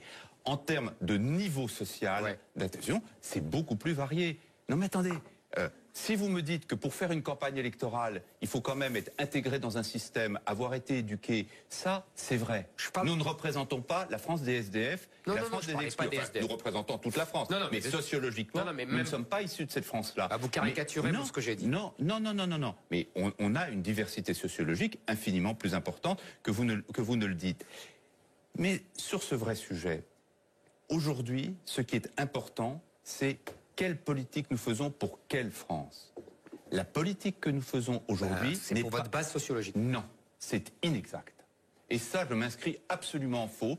Je prends 1 minute pour l'expliquer. Le sujet crucial français aujourd'hui, qui est à la source de toutes ces difficultés, y compris en apparence très loin, c'est le chômage. Quand on parle de l'islam, quand on parle des problèmes d'intégration, quand on parle des problèmes de l'illicité, je sais que ça nous emmènerait trop loin. Je sais que ça n'est pas vos thèses et que vous seriez argumenté contre. Mais c'est la vérité. C'est votre vérité en l'occurrence. La question des quartiers, les déséquilibres des quartiers, c'est lié au chômage. Moi, je pense pas. Et au sous-emploi. Je sais que ce n'est pas votre point de vue, c'est le mien, c'est le nôtre. Vous avez raison. À partir de ce moment-là, nous devons absolument mettre fin à ce chômage durable de masse. Toutes les mesures que nous prenons aujourd'hui tendent vers ça, notamment toutes les mesures dans le registre économique et social, y compris quand, en apparence, quand dans le cadre du vieux logiciel, elles donnent l'apparence d'être des mesures dites libérales, dites de droite, dites pour les riches. La baisse, la suppression de l'ISF, sa transformation en IFI, c'est une mesure radicale qui est courageuse, parce que politiquement, ça n'est pas dans l'air du temps, parce que c'est pas très fair-play de lancer ça à la dernière seconde. C'est pas fair-play de lancer ce débat à la dernière seconde. Vous avez lancé 2 débats à la dernière seconde. C'est très contestable. Mais attendez, je suis capable de mauvais joueur, la République en marche. Si c'est de l'argent... Non mais ça, c'est ça justement. Gilles Legendre, il faut vraiment conclure là. L'argent dégagé sur l'imposition du capital, il va s'investir où? Dans les entreprises. On en reparlera. Les entreprises qui investissent. On en reparlera. On en reparlera. Vous avez le droit d'être sceptique et moi j'ai le droit de savoir qu'on a encore du boulot pour vous. Vous avez bien su, alors là, comme dirait Bourgi, vous les avez bien... Comment non. Excusez-moi. Alors le bouc, Niquet, ils sont dit des drôles sur ce plateau. Oui, c'est vrai. Merci beaucoup, messieurs, d'être venus sur ce plateau. Merci beaucoup, Gilles Legendre. Vous nous quittez. Jean-Daniel Lévy d'Aris Interactive, vous restez avec nous pour le prochain débat parce que c'est maintenant l'heure de notre prochain invité politique. Je comprends. On est plus bête chez soi. Il reconnaît à Emmanuel Macron un talent, celui d'avoir dynamité un paysage politique à bout de souffle. Et Nicolas Dupont-Aignan s'y connaît en dynamite puisque, regardez, c'était il y a 9 mois, il faisait un pacte qui allait changer son destin. J'ai décidé de prendre mes responsabilités en votant Marine Le Pen, mais en allant bien plus loin, en bâtissant un accord de gouvernement. Je suis heureuse et fière de cette alliance entre nos 2 familles politiques unies par un sentiment commun de patriotisme. Présidente de la République, je nommerai Nicolas Dupont-Aignan Premier ministre de la France. L'alliance qui s'est nouée, cette alliance pour le pays n'est pas une alliance de circonstances. Allez, voici Nicolas Dupont-Aignan. Bonsoir, monsieur. Bonsoir. Vous marchez seul maintenant. Jean-Jacques Goldman. Bonsoir, monsieur. Vous êtes député de l'Essonne, président de Debout la France. Vous avez recueilli 4,7% des voix aux dernières présidentielles. Et votre alliance, donc, d'entre-deux tours avec Marine Le Pen a provoqué beaucoup de remous dans toute la classe politique et parmi vos plus proches. Vous savez donc affronter les tempêtes. En voici une particulièrement cruelle, car voici le QCM d'Éric Zemmour. Bravo. Non mais... vous inquiétez pas. Et il a déjà subi, je crois. Alors, première question. Le mieux placé pour rassembler la droite, c'est Marine Le Pen, Laurent Wauquiez, Florian Philippot ou Nicolas Dupont-Aignan? Cette question n'a aucun sens. Est-ce que... Non, mais je vous dis les choses telles que je les pense. Il faut bien rassembler. En 2013, 9 mois après l'élection de Hollande, est-ce qu'il y a une personne qui imaginait qu'Emmanuel Macron serait le futur candidat et le futur président de la République française? Personne ne le connaissait. Moi, j'ai ma démarche. Elle est justement de ne pas rentrer dans ce petit jeu des chevaux de course, parce que je considère que ni Wauquiez ne gagnera seul, ni Le Pen ne gagnera seul, ni Dupont-Aignan ne gagnera seul. Oui, on parle bien de rassemblement, là. Oui, mais ça ne la passera droite pas par eux, puisqu'ils ne veulent pas se parler. Du moins, Wauquiez ne veut pas parler à Le Pen, Philippot est parti de chez Le Pen, et moi, tout mon objectif maintenant, parce que je le sais, les électeurs veulent qu'on travaille ensemble. Et ça a été le sens de mon alliance du second tour. C'est de passer par le terrain, par les électeurs, hors appareil politique. Parce que sinon, les appareils politiques, ils ont une logique. Monsieur Wauquiez, il croit qu'il va gagner tout seul et refaire le coup de Sarkozy.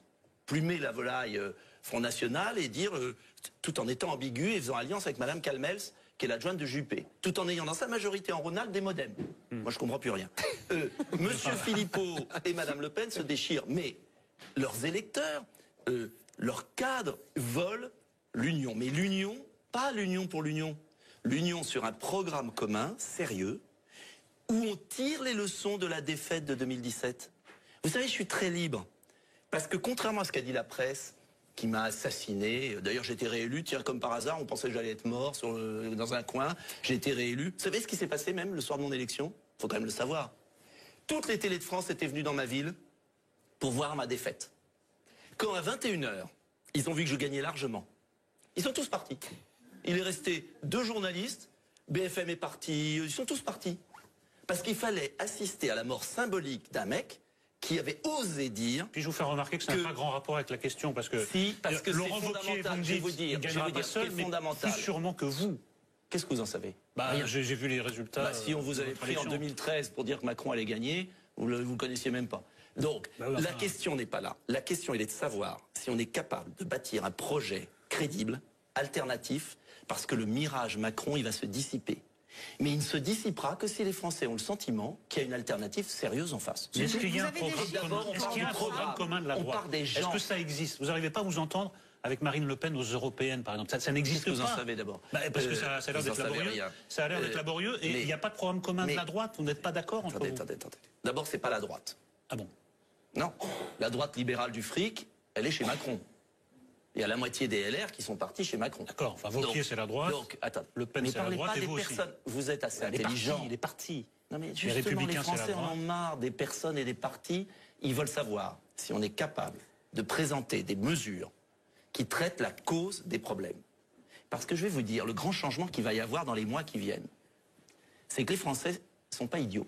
Ils vont s'apercevoir que M. Macron, malgré le génie de la com', ne traite pas les problèmes de sécurité, d'immigration, de pouvoir d'achat, de chômage. Ça va se fracasser sur la réalité. Et les Français vont attendre des solutions. Et ils ne veulent pas qu'on reproduise 2017, second tour, ils veulent qu'on ait des solutions sérieuses, précises, qui soient crédibles. Et on a un immense travail. Ça ne va pas venir comme ça. Cet immense travail, moi je veux le faire avec Wauquiez, avec Le Pen, mais avec leurs troupes. Et on ne sait pas qui sortira du lot. C'est peut-être quelqu'un qu'on ne connaît pas. L'important, c'est qu'on apprenne aux gens, sur le terrain, à travailler en coalition. Et ça vient, parce que je peux vous dire, moi, les électeurs, ils votent Républicain une fois, ils votent Front National une autre fois, ils votent Debout la France. Ils sont d'accord sur 80% des points. Simplement, ils voient leur tête qu'ils ne sont pas d'accord. Et Mélenchon a réussi à unifier de son côté, la gauche radicale. C'était pas facile, vous savez, les écolos, les communistes, de faire parler ensemble. Et d'ailleurs, il a toujours du mal. Macron a unifié des gens qui ont en commun le fric, les plus riches du pays, voilà, ceux qui s'en sortent. C'est bizarre votre exemple de Mélenchon, parce qu'il a écrasé quand même les communistes, par exemple. Donc ça ne s'est pas passé vraiment par un accord, c'est passé par un rapport de force extrêmement favorable. Mais ça s'est fait lentement, ça a pris des années. Moi, je vous dis que ni Wauquiez, ni Le Pen, ni Dupont-Aignan ne gagneront seuls, que nos électeurs veulent qu'on travaille ensemble et on doit préparer un beau projet. Voilà, point, c'est tout. C'est un immense travail. Si c'était facile, je ne serais pas là. Qu'est-ce que vous avez à nous dire sur les électeurs de droite, Jean-Daniel Lévy? La porosité. Patriotes et républicains, c'est pas la même chose que la droite. La droite, il y a une partie d'électeurs de droite, mais il y a une partie qui sont ni droite ni gauche et qui aiment la France. Et c'est pour ça que j'ai appelé ça les amoureux de la France. Alors, attendez, pardonnez-moi. Non, parce qu'on résume droite-gauche, mais il y a des millions de Français qui sont ni droite ni gauche. Pensons aussi à eux. Sachant qu'il y a eu des points de bascule entre une partie de la droite et une partie de la gauche, et une partie de l'électorat Le Pen qui envisageait dans un premier temps de voter pour elle et qui en fin de campagne a basculé du côté de Jean-Luc Mélenchon. Donc on n'est plus forcément sur des césures qui sont des césures gauche-droite de manière extrêmement nette, 1,5 point à 2 points en fin de campagne. Voilà, oui, d'accord. 1,5 point à 2 points. Mais enfin, en tout cas, ça existe en fin de campagne. Beaucoup sont abstenus. Et on voyait 2 points. Voilà, c'est ça. Et on voyait bien même entre François Fillon et Marine Le Pen en début de campagne des porosités qui étaient assez importantes, voire même une partie de l'électorat de François Fillon qui a envisagé, notamment sur la question sociale, sur la question en fait de la manière dont on pouvait indemniser les personnes qui étaient en difficulté, notamment en matière de maladie, envisageait dans un premier temps de voter pour Marine Le Pen. Donc ces porosités, d'un point de vue électoral, elles existent. Peut-être qu'on aurait pu ajouter un 5e nom à ce QCM. C'est une personne dont on ne parle pas beaucoup, qui s'est un peu retirée de la vie politique, mais qui existe toujours dans les sondages. Il s'agit de Marion Maréchal Le Pen.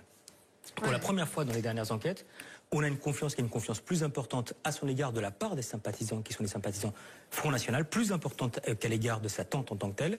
Et quand on regarde les traits d'image qu'elle peut avoir, ou voire même le casting, si vous me permettez un peu l'expression, une femme relativement nouvelle en politique, qui a une expression qui apparaît comme étant relativement libre, qui s'inscrit pas toujours d'ailleurs dans un clivage gauche-droite et qui arrive à dire « je suis présente en politique, mais j'ai également une expérience dans le privé », ça correspond à certains égards, à certains points qui peuvent être attendus de la part d'une droite, qui n'est pas forcément la droite qui est la plus en attente d'intervention de la part de l'État, qui n'est pas forcément la droite qui va plus mettre en avant la dimension sociale, mais ceux qui, à droite, parlent de la question identitaire, ceux qui parlent aujourd'hui d'une question qui est une question de reconnaissance ou de rappel d'une partie des valeurs traditionnelles de la France, peuvent se retrouver derrière cette candidate. Donc il y a un électorat aujourd'hui qui est un électorat qui est en assez grande porosité à l'égard des différents candidats, et puis également effectivement, peut-être des personnes dont on ne parle pas forcément, qui ne sont pas dans le casting aujourd'hui, mais qui peuvent réémerger au cours des 4-5 prochaines années. Zemmour, merci. Alors, moi j'ai écouté vos deux interventions.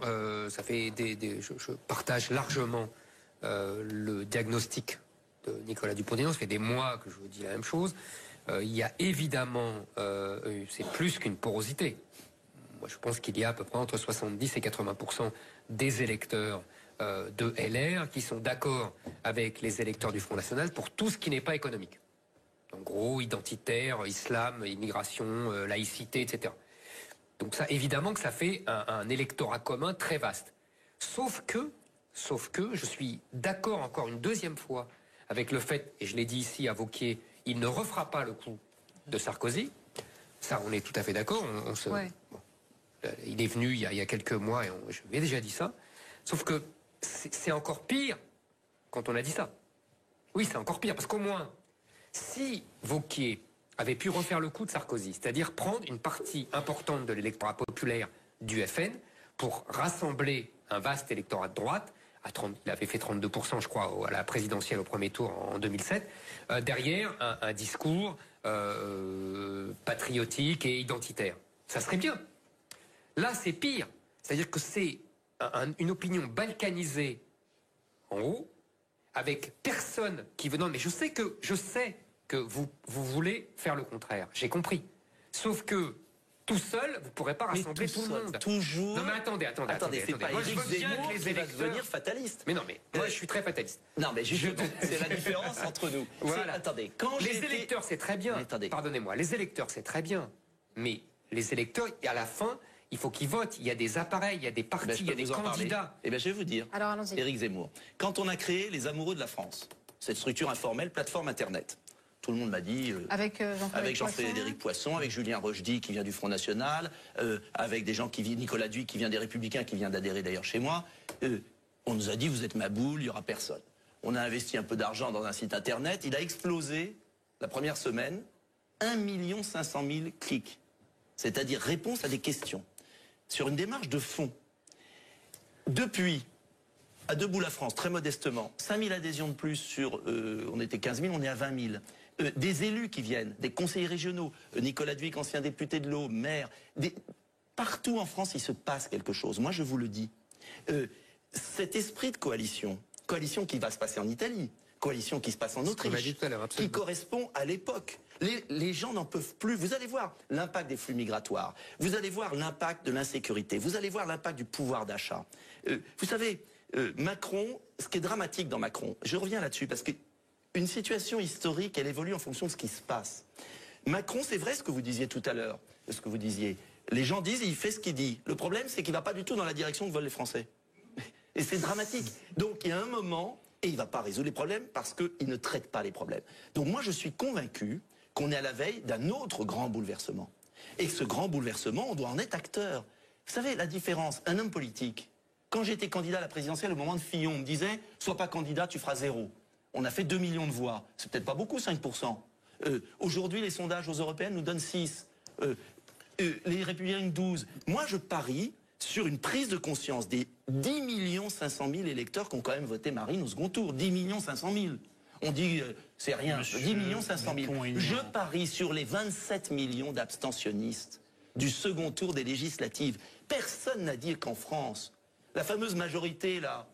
On l'a dit tout à l'heure. On l'a dit tout à l'heure. 27 millions... On peut vous interrompre. Non mais attendez, monsieur Delon, c'est 27 millions d'abstentionnistes. C'est 27 millions d'abstentionnistes. Chaque fois vous faites la même chose. Écoutez, excusez-moi, on progresse.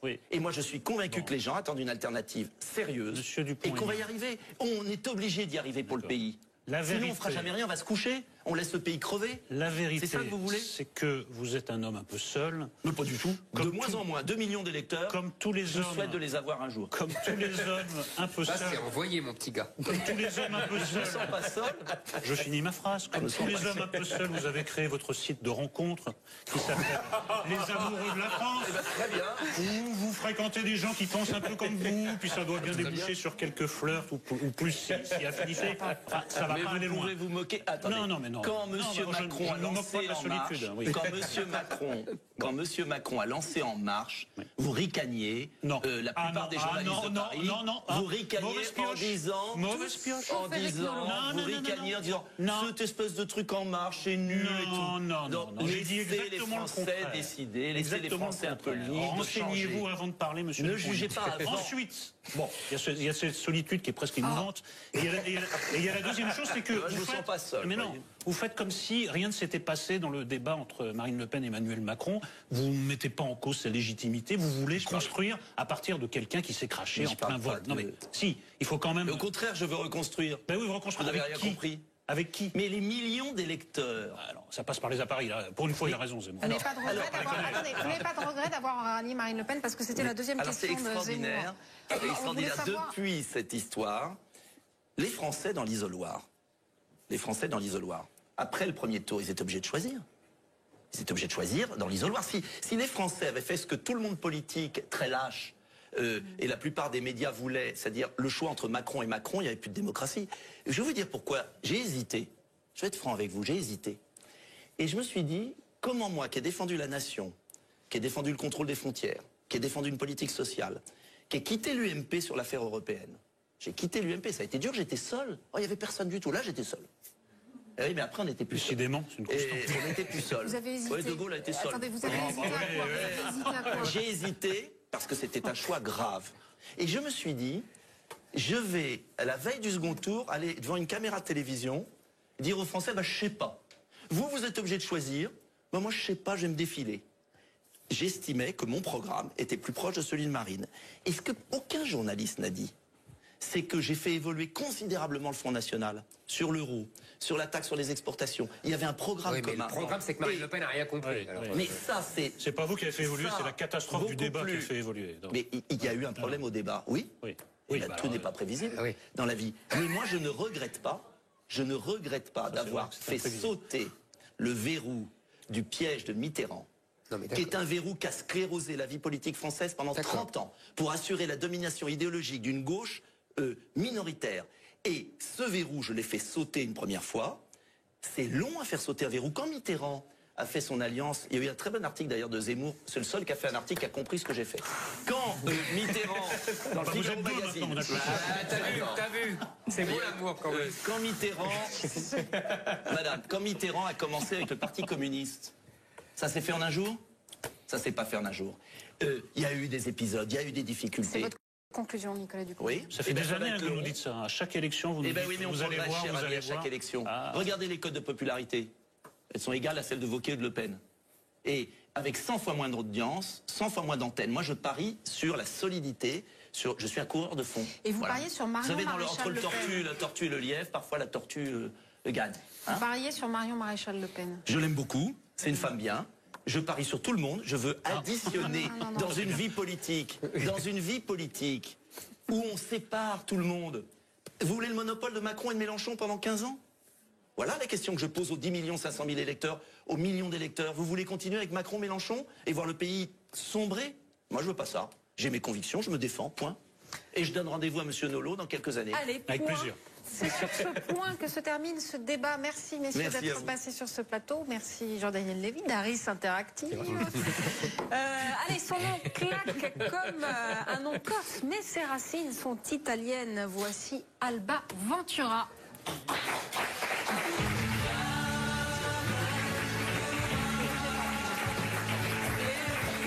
Bonsoir Alba, joie de vous voir.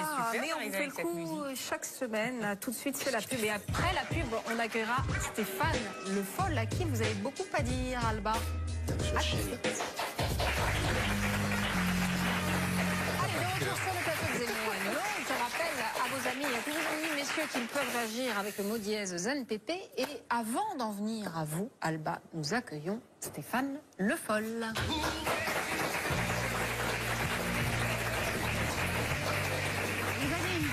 De Johnny Hallyday pour votre entrée, on a soigné les choses. Bonsoir Monsieur Le Foll, vous êtes en campagne pour devenir le futur patron du PS. On va en parler tout à l'heure, mais pour l'instant, c'est Alba qui a des choses à vous dire.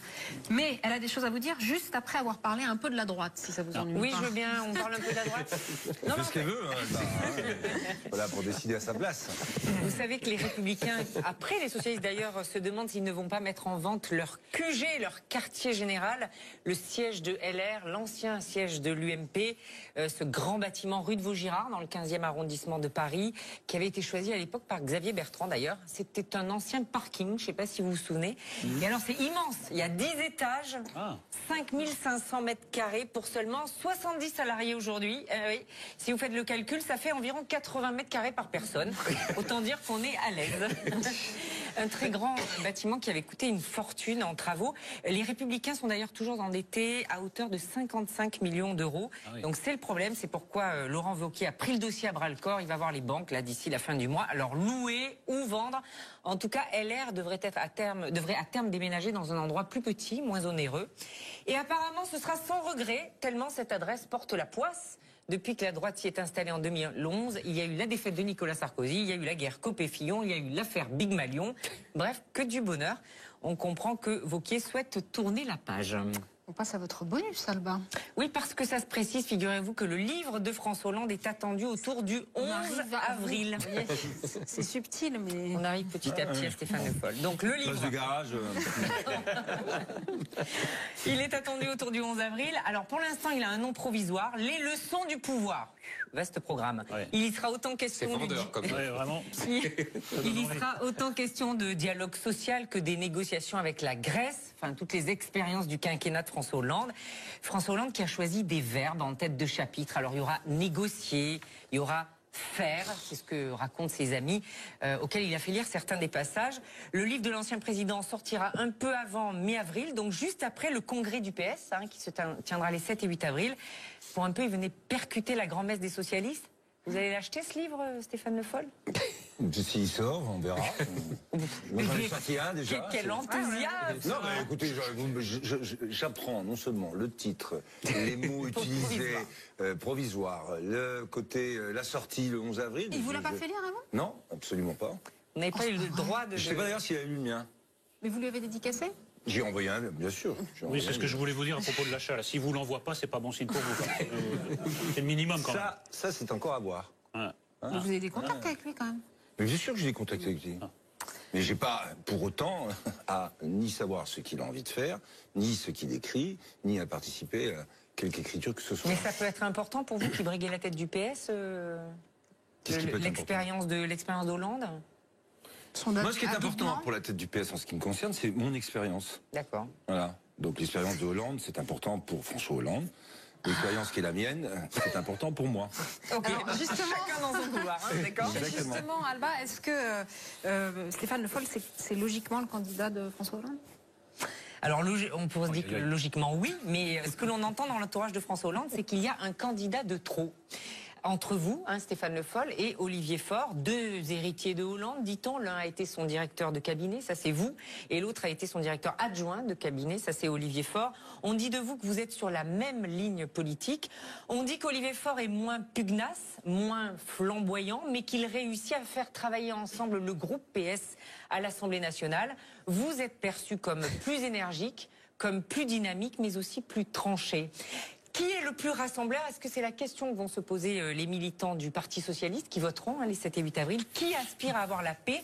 Ces militants aimeraient bien que les querelles cessent. Alors c'est de tout ça, j'imagine que vous allez parler avec nous. Nous allons en parler mais vous arrêtez tout là. de suite. Oui, c'est ce qui s'appelle Elle est maligne. Que vous puissiez réfléchir. J'y ai déjà réfléchi, Alba. Elle est maligne, elle se sauve après elle. Voilà, vous réfléchissez. Alors, est-ce qu'il y a un candidat en langage télévisuel? Car vous êtes notre grand témoin, Stéphane Le Foll. Mais oui. Alors, témoin de quoi? Témoin, je sais pas. Grand, c'est vrai. Ouais. Alors, vous avez été ministre de l'Agriculture pendant 5 ans. Vous êtes député de la Sarthe. Vous êtes en campagne pour prendre la tête du PS.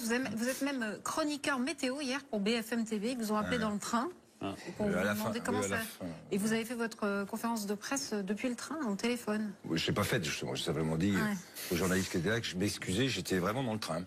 Alors... Et je regardais d'ailleurs cette belle campagne de Beauce avec des chevreuils qui se détachaient très nettement du paysage parce qu'il était blanc. Ah, je vous le dis au passage, j'ai même vu les lièvres, j'ai été capable de discerner beaucoup d'animaux. Alors pour mieux vous connaître, voici votre portrait en chiffres. Le Foll déchiffré, c'est un sujet de Gaël Atlan. Oula, je crains pire. Oui, c'est bien. Stéphane Le Foll, bonjour. Bonjour. Stéphane Le Foll, vous êtes l'un des visages du Parti Socialiste, celui même du hollandisme, et l'un de ses rares soutiens, assiégé encore à l'Assemblée nationale. Ah, ça je confirme. C'est en 1994 que vous rencontrez celui qui deviendra votre ami et compagnon de route, François Hollande. C'est fidèle, ce qui est en politique une qualité rare. C'est un ami, il l'est devenu. Il a été ensuite un convaincu de ma candidature. Quand beaucoup s'interrogeaient, et il était là. Et vous l'avez toujours été. En plein Hollande bashing, vous n'avez jamais quitté le navire. Porte-parole du gouvernement, vous êtes aussi devenu son meilleur avocat en fin de mandat avec en guise de plaidoirie un slogan pour le moins étonnant. On est critiqué, tout le temps critiqué, mais regardez quand même ce qu'on a fait. On est là aussi pour défendre ce que nous avons fait. Constant, vous l'avez été aussi au poste de ministre de l'Agriculture. 5 ans en rue de Varennes, un record de longévité. On a eu un immense ministre de l'Agriculture, Stéphane Le Foll. Il a mis en place ce programme d'agroécologie. Ce programme d'agroécologie met tout simplement en place une agriculture qui permet de faire de la qualité alimentaire dans le durable, tout en assurant le revenu des agriculteurs. Moi, c'est pas une alternative chimique que je veux. C'est une alternative de modèle de production. Je suis sur une stratégie agroécologique. Ministre connu et reconnu, sauf peut-être par la FNSEA, principal syndicat des agriculteurs. En cas de conflit, de crise ou de baisse de régime, l'une de vos marques de fabrique est votre ton, direct. Moi, je veux bien être sympathique, mais on peut s'expliquer quand même. Parfois même cassant. J'ai vu Monsieur Griveaux dans le débat avec Laurent Wauquiez. Il a été mauvais. Souvent drôle. Je suis déjà très content d'être là, vous savez. Comme on n'entend plus le PS, qu'il n'y a plus rien du tout, donc venir sur RTL un matin, bref. C'est moi qui ai le dernier mot, hein. Sa grande qualité, c'est sa force. Sa force physique d'abord, sa force intellectuelle, qui sait où il va. Point. C'est donc en connaissance de cause que vous êtes parti le 8 janvier dernier aux côtés d'Olivier Faure, Emmanuel Morel et Luc Carvounas pour prendre la tête du Parti Socialiste dont l'agonie s'est confirmée aux dernières élections législatives partielles. Le parti est même tombé à 2,6% à Belfort. La tâche du prochain premier secrétaire est évidemment immense, voire vitale. Oui, il y a du boulot. Merde. Et plus qu'en 2007. Le Parti socialiste sera prêt pour 2007. Le Parti socialiste est prêt, il a un projet. Alors question Stéphane Le Foll, êtes-vous prêt pour 2022 ? Alors voilà, vous avez dit, je cite et j'ouvre les guillemets, face à Wauquiez, Le Pen ou Mélenchon, il va falloir percuter, et ça je sais faire. Mais ne sont-ce pas plutôt vos amis qu'il va plutôt falloir percuter, selon le principe voltairien qu'il vaut mieux s'occuper de ses amis. Allez-y sur Voltaire, oui. Non, vous savez, il a dit mon Dieu, gardez-moi de mes amis, quant à mes ennemis, je m'en charge. Oui, c'est ça. C'est Voltaire, ça. Ah, on a toujours des... Oui. Bon, bref. Ouais, on vérifiera. On vérifiera. Il y a un très gros doute là-dessus. Oui, moi aussi. Alors, on a en politique, et ça a été rappelé par François Hollande, un vrai sujet sur les valeurs qu'on porte. Loyauté, fidélité. On me le reproche. Ça fait partie des sujets qui sont alignés pour dire « Ah non, pas Stéphane Le Foll, il a été fidèle à François Hollande. Il a été loyal quand il était au gouvernement. » Mais qu'est-ce qu'on peut réussir dans la vie si on n'a pas de fidélité et de loyauté? Je pose simplement cette question. Que ceux qui sont encore au Parti socialiste aujourd'hui, les militants qui sont restés malgré toutes les difficultés, est-ce qu'ils ne sont pas fidèles et loyaux? Donc je me dis d'abord, premier élément, c'est une valeur que je porte et j'en suis fier. Ils pourront me critiquer, moi je suis fier de cette valeur. Et il y a suffisamment de gens qui par opportunisme plutôt, changent et vadrouillent pour que de temps en temps, ceux qui restent cohérents, eh bien, ils aient cette force de pouvoir le dire et de le défendre. Ça, c'est le premier point. Donc ça ne fait pas que des amis. En tout cas, ça fait vis-à-vis de soi-même une cohérence et, je l'espère, une respectabilité. Et une sincérité. Autres. Ce qui compte, c'est vis-à-vis des autres. Ça compte vis-à-vis des autres. Je n'ai pas dit le contraire. Et si je vous dis ce que je vous dis, c'est pas parce que je me parle tous les matins en me rasant à moi-même, c'est parce que je parle aux autres. Monsieur Nolot, et si je suis venu ici, c'est parce que je vous parle d'ailleurs. D'accord, monsieur Le Foll, oui, allez-y. Vous avez été une des personnalités emblématiques. Emblématique, je ne sais pas. Je vais vous dire de quoi, comme ça vous allez juger. D'un quinquennat qui a vu le PS passer de la concentration de tous les pouvoirs, ou presque, à la marginalité politique. Donc, moi, je vous dis, sans vouloir être désagréable avec vous, que pour moi, vous êtes l'anti-portrait robot de quelqu'un qui peut incarner le renouvellement du PS, puisque vous êtes factuellement le symbole de la chute du PS et de l'échec du PS et de sa marginalisation. Mais je vais vous répondre. La chute du PS, ce symbole qui était celui du quinquennat de François Hollande, a été, et vous l'avez rappelé d'ailleurs dans ce reportage, petit reportage, à un moment où j'ai essayé d'interpeller des gens qui ont fait que dans ce quinquennat, au-delà des erreurs de François Hollande, il y a eu une fronde, on l'a appelé, ou une contestation qui s'est faite devant les Français de l'exercice de la responsabilité dans un moment qui était difficile. Ça a duré 5 ans.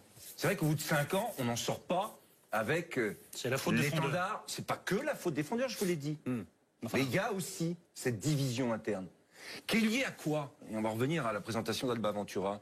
Au fait qu'il y a plein de sujets sur lesquels on n'a jamais voulu ni vraiment discuter, ni vraiment trancher. Qu'on a laissé tout ça avancer, mais quand on arrive face aux réalités, quand on est à la tête d'un pays, c'est pour le faire réussir. On est là avec des idées, des convictions, mais il y a aussi une réalité. J'étais ministre de l'Agriculture 5 ans. La réalité de l'agriculture, moi je veux la changer.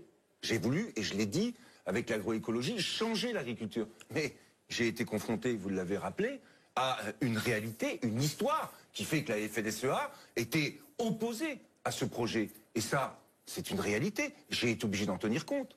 Parce que c'est le syndicalisme majoritaire dans l'agriculture aujourd'hui. Mais en même temps, ça ne m'a pas empêché de porter des idées nouvelles pour l'agriculture et de préparer ce qui me semble être la mutation inévitable de l'agriculture entre cette performance économique et environnementale absolument nécessaire. Je l'ai écrit dans mon livre.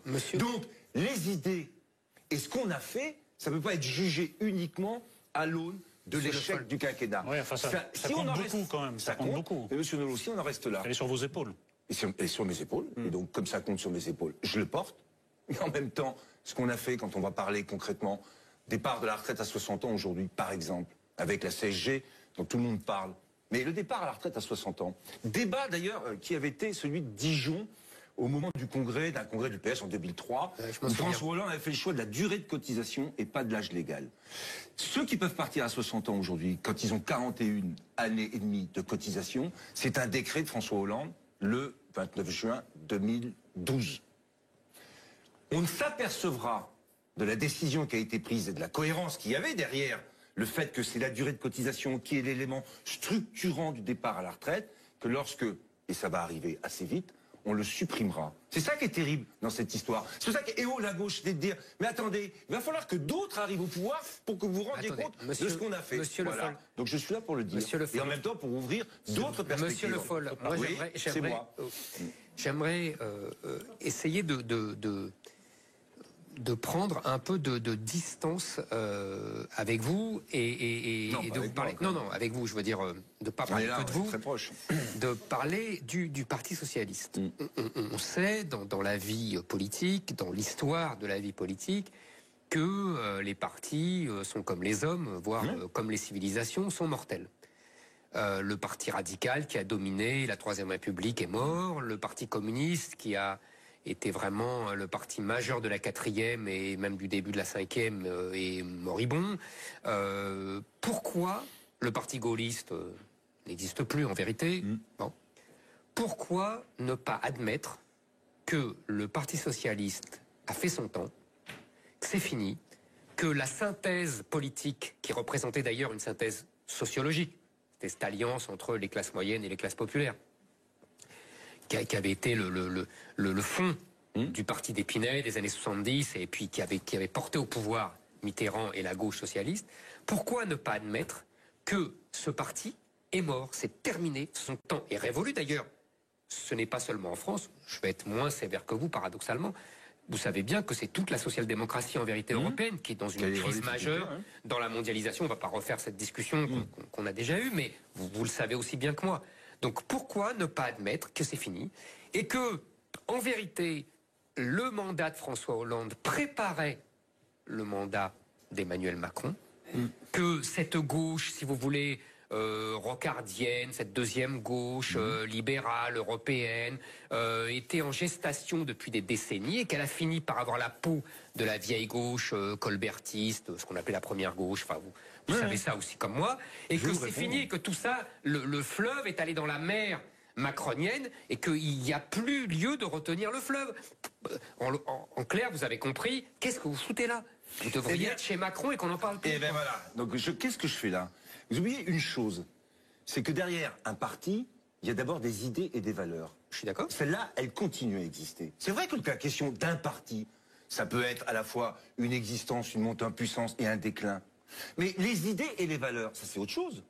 Et si j'ai choisi Jaurès, c'est parce qu'à un moment où il y avait le parti radical, à un moment où il y avait des grandes questions qui étaient posées sur Dreyfus, pas Dreyfus, qu'est-ce qu'a fait Jaurès, contrairement à Gued, qui a choisi la lutte des classes et qui n'a pas voulu aller sur le débat de Dreyfus?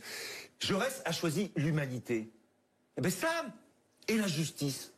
Et ça reste plus que jamais vrai. Qu'est-ce qui fait que Macron, aujourd'hui, va connaître des difficultés? C'est qu'il a fait un choix purement libéral et pas social-démocrate. Laissez-moi finir. Je vous laisse. Quand il fait votre son exemple choix est magnifique. sur l'impôt sur la fortune, quand il fait son choix sur le prélèvement forfaitaire unique pour le capital, alors que je le rappelle au passage, sous Hollande, la fiscalité du travail et du capital avait été mise à équivalence.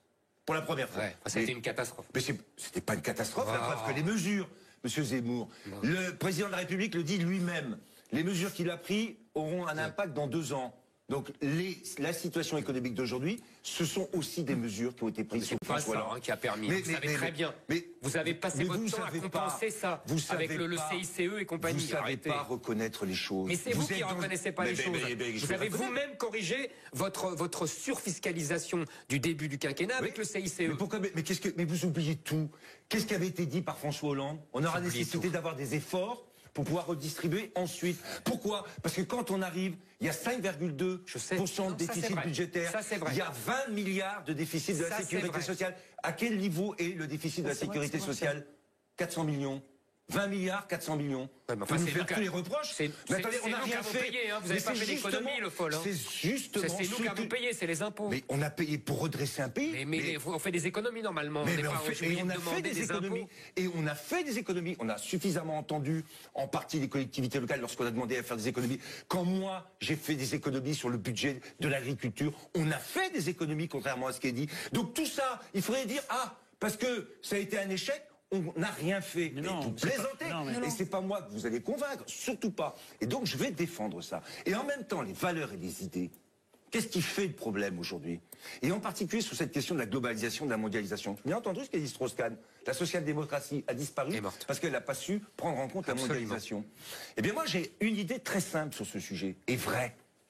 C'est qu'aujourd'hui, plus que jamais, l'internationalisme, celui de l'origine du socialisme, qui a été complètement oublié. Moi, je me souviens d'un congrès de l'Internationale socialiste en 99 à Paris, où il y avait le débat sur la troisième voie, Blair, Schroeder, Gutiérrez, qui est devenu secrétaire général aujourd'hui de l'ONU, Yasser Arafat, je ne connais pas, c'est pas grave. Non, je vais vous rappeler. Yasser Arafat, vous voulez en venir, mais Yasser Arafat et Ehud Barak, dans l'Internationale socialiste. S'il n'y a pas un mouvement politique qui pense la globalisation politiquement, c'est l'économie qui s'impose. Donc, la question qui est posée par rapport à la mondialisation, c'est aussi de réinvestir ce débat de l'internationalisme. Premier point. Deuxième point sur les inégalités. J'ai écrit une note que vous n'avez pas lue dans la Fondation Jean Jaurès sur la concentration du patrimoine dès 2016.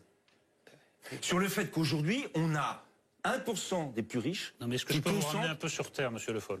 Parce que là, alors si monsieur Delon, vous allez me dire que moi, j'ai pas l'épée sur terre, alors que j'ai été élu à 23 ans dans un village de 256 habitants, mais arrêtez. Non, c'est pas ça. Je vois.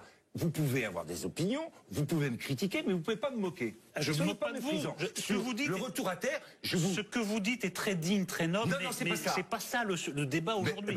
Le débat qu'a posé M. Zemmour. Mais moi, je trouve que c'est le débat. Alors, c'est un autre débat que vous voulez poser. Non, c'est pas ça. C'est que je vous répondrai après. Parce que au contraire, vous avez abordé très bien le débat. Moi, je suis d'accord avec vous. Oui, moi, je l'ai placé au niveau où il voulait le mettre. Très bien. C'est pas mon niveau. Excusez-moi d'être plus terre à terre. Monsieur Delon, je vais vous répondre.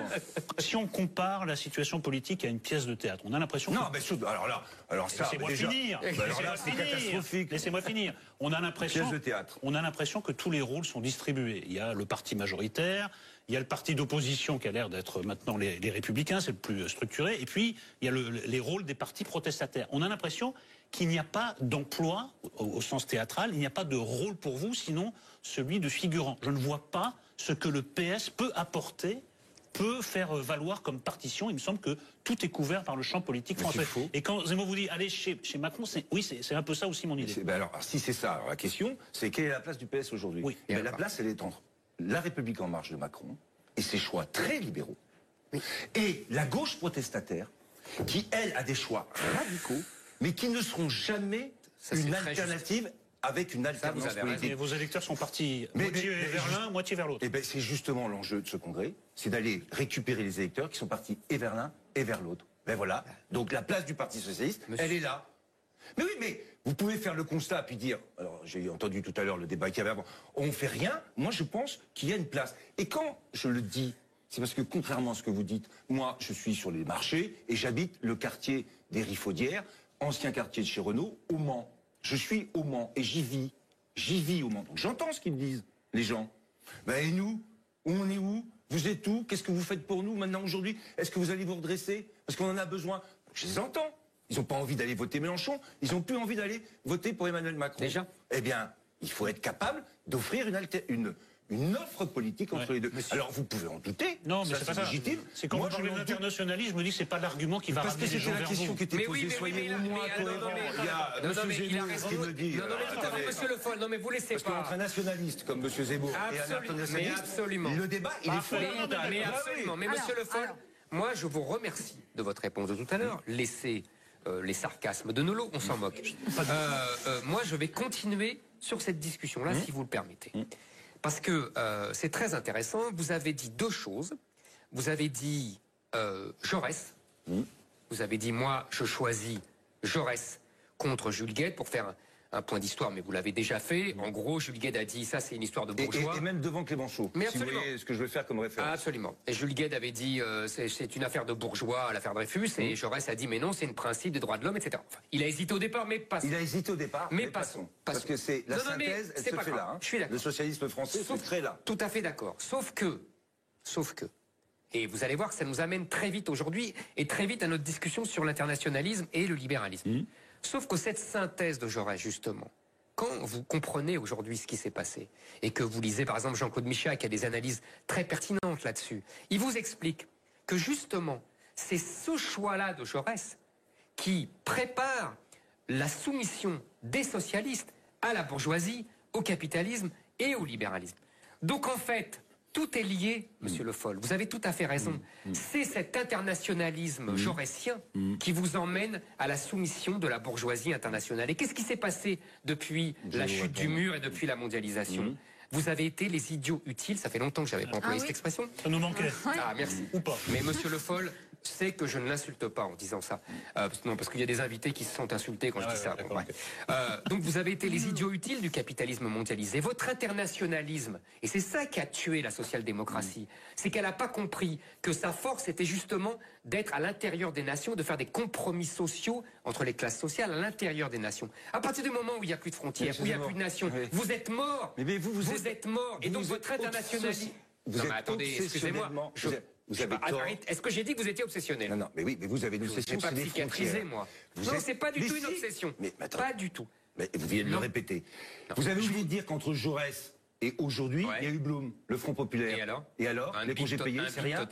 C'est rien. Un bit total. Arrêtez. Un bit total. C'est un bit total. Mais monsieur, ça c'est votre responsabilité. Arrêtez. J'arrête pas. Vous n'allez pas nous faire le romantisme des Mais attendez, monsieur Zemmour, le romantisme de quoi? Les congés payés existent depuis quand? Qui c'est les mêmes que ceux que vous représentez aujourd'hui, qui critiquaient à l'époque la grande bourgeoisie nationale, quand le cartel des gauches est arrivé, la grande bourgeoisie des 250 familles qui devaient partir, 200 si vous voulez, un peu moins que 250, très bien. C'était pas déjà ça, votre nationalisme? Vous pensez que vous le rendez indépendant de la bourgeoisie et du capitalisme, mais vous étiez plein dedans. Donc, l'internationalisme, et quand on voit les problèmes qu'on a aujourd'hui à régler, je suis désolé de vous le dire. Mais les grands patrons, ils sont aussi internationalistes que vous, Le Foll. Le climat. On demande à Carlos Ghosn, il est aussi internationaliste que vous. Et les enjeux climatiques aujourd'hui se règlent comment? Tout seul? Chacun dans son coin? Les grands enjeux de l'évasion fiscale se restent tout seul, chacun dans son coin. Les grands enjeux des migrations, ça se règle tout seul, en fermant et en mettant des murs, comme M. Troppant. Ben non, vous vous trompez. Oui, les Hongrois, ils font ça tout seul, ils se démerdent très bien. Les Hongrois, ils se débrouillent très bien parce qu'il y a l'Europe. Non, pas du tout, au contraire. C'est parce qu'ils ont dégagé l'Europe. Dites-leur aux Hongrois, dites aux Hongrois, quittez l'Europe.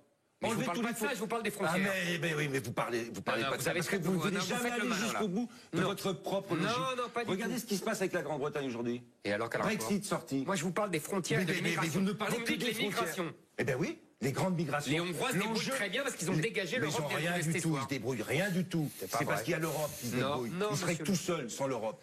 Et les grandes migrations de demain, que vous le vouliez ou non, vont être nécessairement à traiter à l'échelle internationale.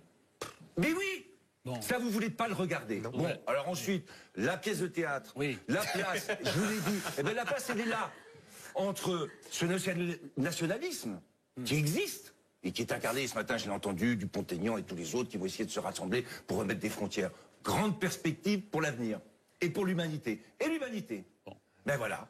Et puis le Parti Socialiste, dans ce moment-là, sur ces grandes questions liées à la justice, et je vous l'ai dit sur la fiscalité, c'est très clair. Et je l'ai écrit dès le mois de juillet en disant le vrai point de clivage, c'était pas la question pour moi des ordonnances. Et je savais que Mélenchon allait pas réunir ce qu'il pensait réunir. Mais ça va être la question de la fiscalité et de l'effort à qui il est demandé. Aujourd'hui, quand je vais sur un marché, les gens disent moi c'est la CSG.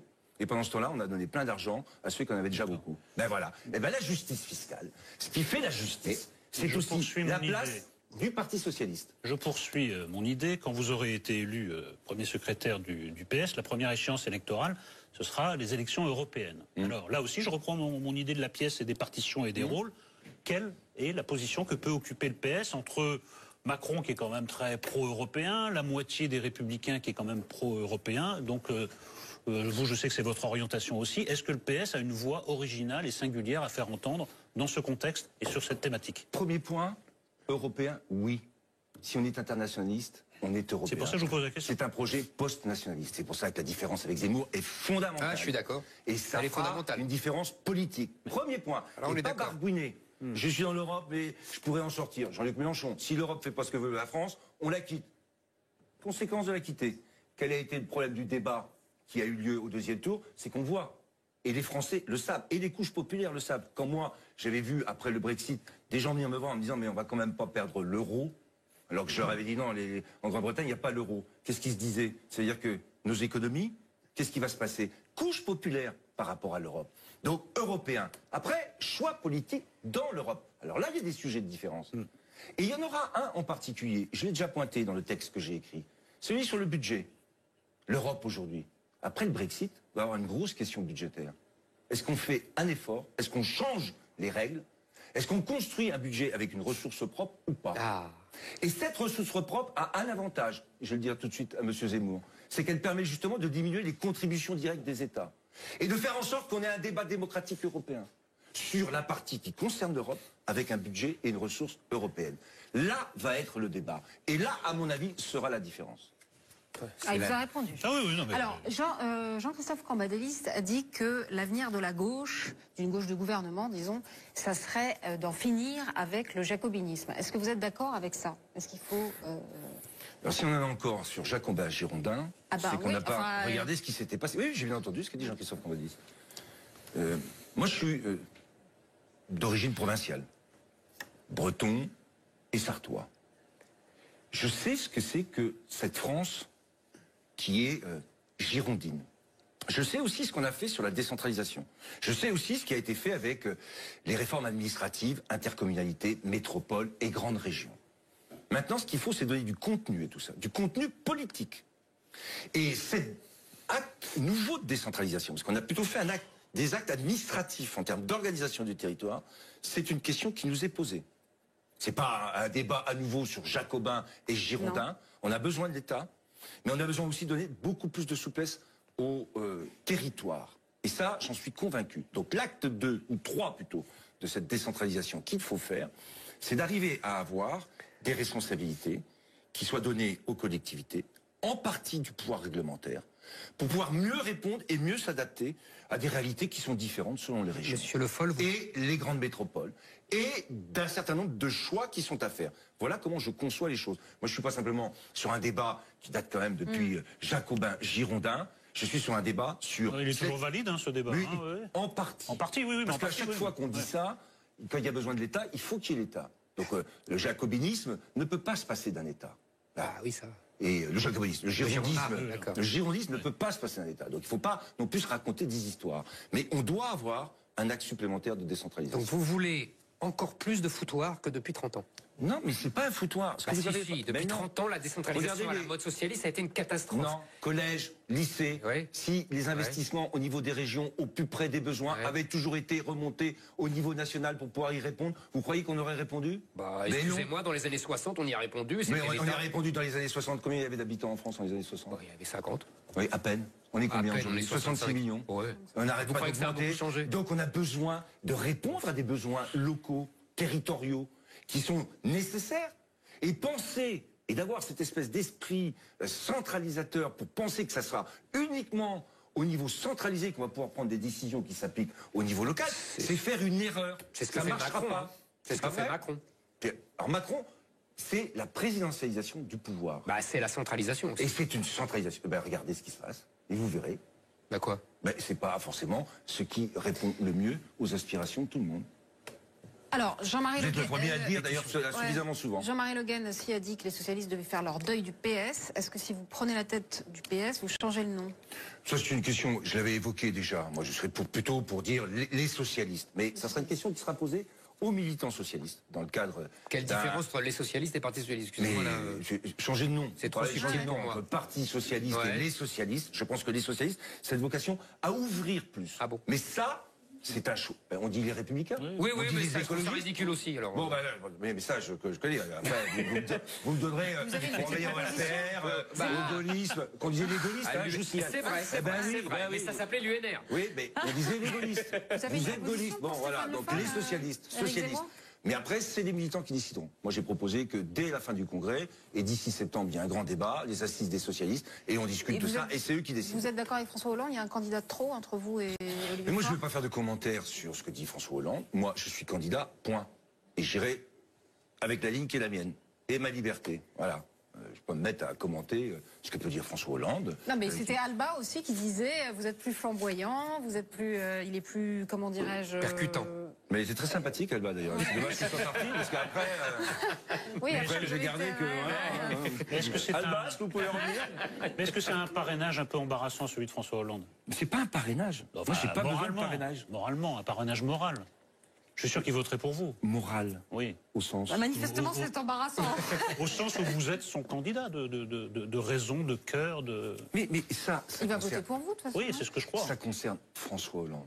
Moi, ce qui me concerne aujourd'hui, c'est d'éviter de laisser toujours cette idée qui consisterait que moi, je ne sois mu que par une chose, c'est ce que me dit François Hollande. C'est faux. Quand j'ai fait l'agroécologie, qui c'est qui a fait voter cette loi? Je rappelle que cette loi a été votée toute la gauche, frondeurs compris, Parti communiste compris, écologistes compris, radicaux compris, centristes de l'UDI compris.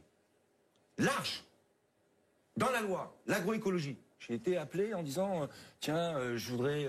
tu n'aurais pas quelque chose à me proposer? On en était encore à la chimie verte. Hein. Bon.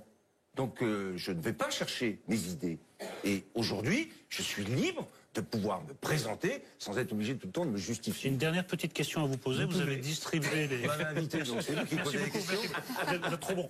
Vous avez distribué les responsabilités. Vous avez dit qu'il y a eu des erreurs dans le quinquennat. Vous avez mis en avant la responsabilité des frondeurs. Je voudrais savoir où vous placez Manuel Valls dans cette distribution des mauvais points. Ah ben Manuel Valls a été Premier ministre, le ministre de l'Intérieur. Il a fait... Mais il y a eu... Et à la fin, oui. Je l'ai dit, moi, la fin ne m'a pas plu du tout. Et c'est pour ça que je ne l'ai pas soutenu pendant la primaire, au début de la primaire. Parce que la manière dont ça s'est passé à la fin, le côté, je me souviendrai de Claude Barthelone qui va un samedi en disant il va y avoir une primaire entre le président de la République et le Premier ministre, l'interview du journal du dimanche. Non, là, il y a un moment où moi, je dis stop. Voilà. Qui porte sa part de responsabilité. Il y a dans tout ça une espèce de jeu qui s'est mis en place et qui a abouti à ce que vous savez aujourd'hui. C'est la dernière minute de l'émission. Est-ce que... Ce sera plus long. Oui, peut-être, parce que la question c'est est-ce que François Hollande a été un bon président pour vous? Alors, il y a deux choses dans cette question. Il y a, est-ce qu'il a pris des décisions qui étaient pour le pays importantes et nécessaires? Oui. Que ça soit sur la lutte contre le terrorisme, que ça soit dans le débat sur le terrorisme à l'intérieur, qui ont mis en difficulté sa propre majorité. Il l'a fait pour le pays. Que ça soit sur les questions économiques. Tout n'est pas lié aux mesures de François Hollande. Ça, j'en suis parfaitement conscient. Le contexte européen, international. Mais une partie de l'investissement et du redressement des entreprises françaises est liée à des décisions qui ont été difficiles. Vous savez très bien qu'il n'a jamais été président. Il a pris des décisions pour un pays comme un président et il a été, à ce titre, un bon président. Après,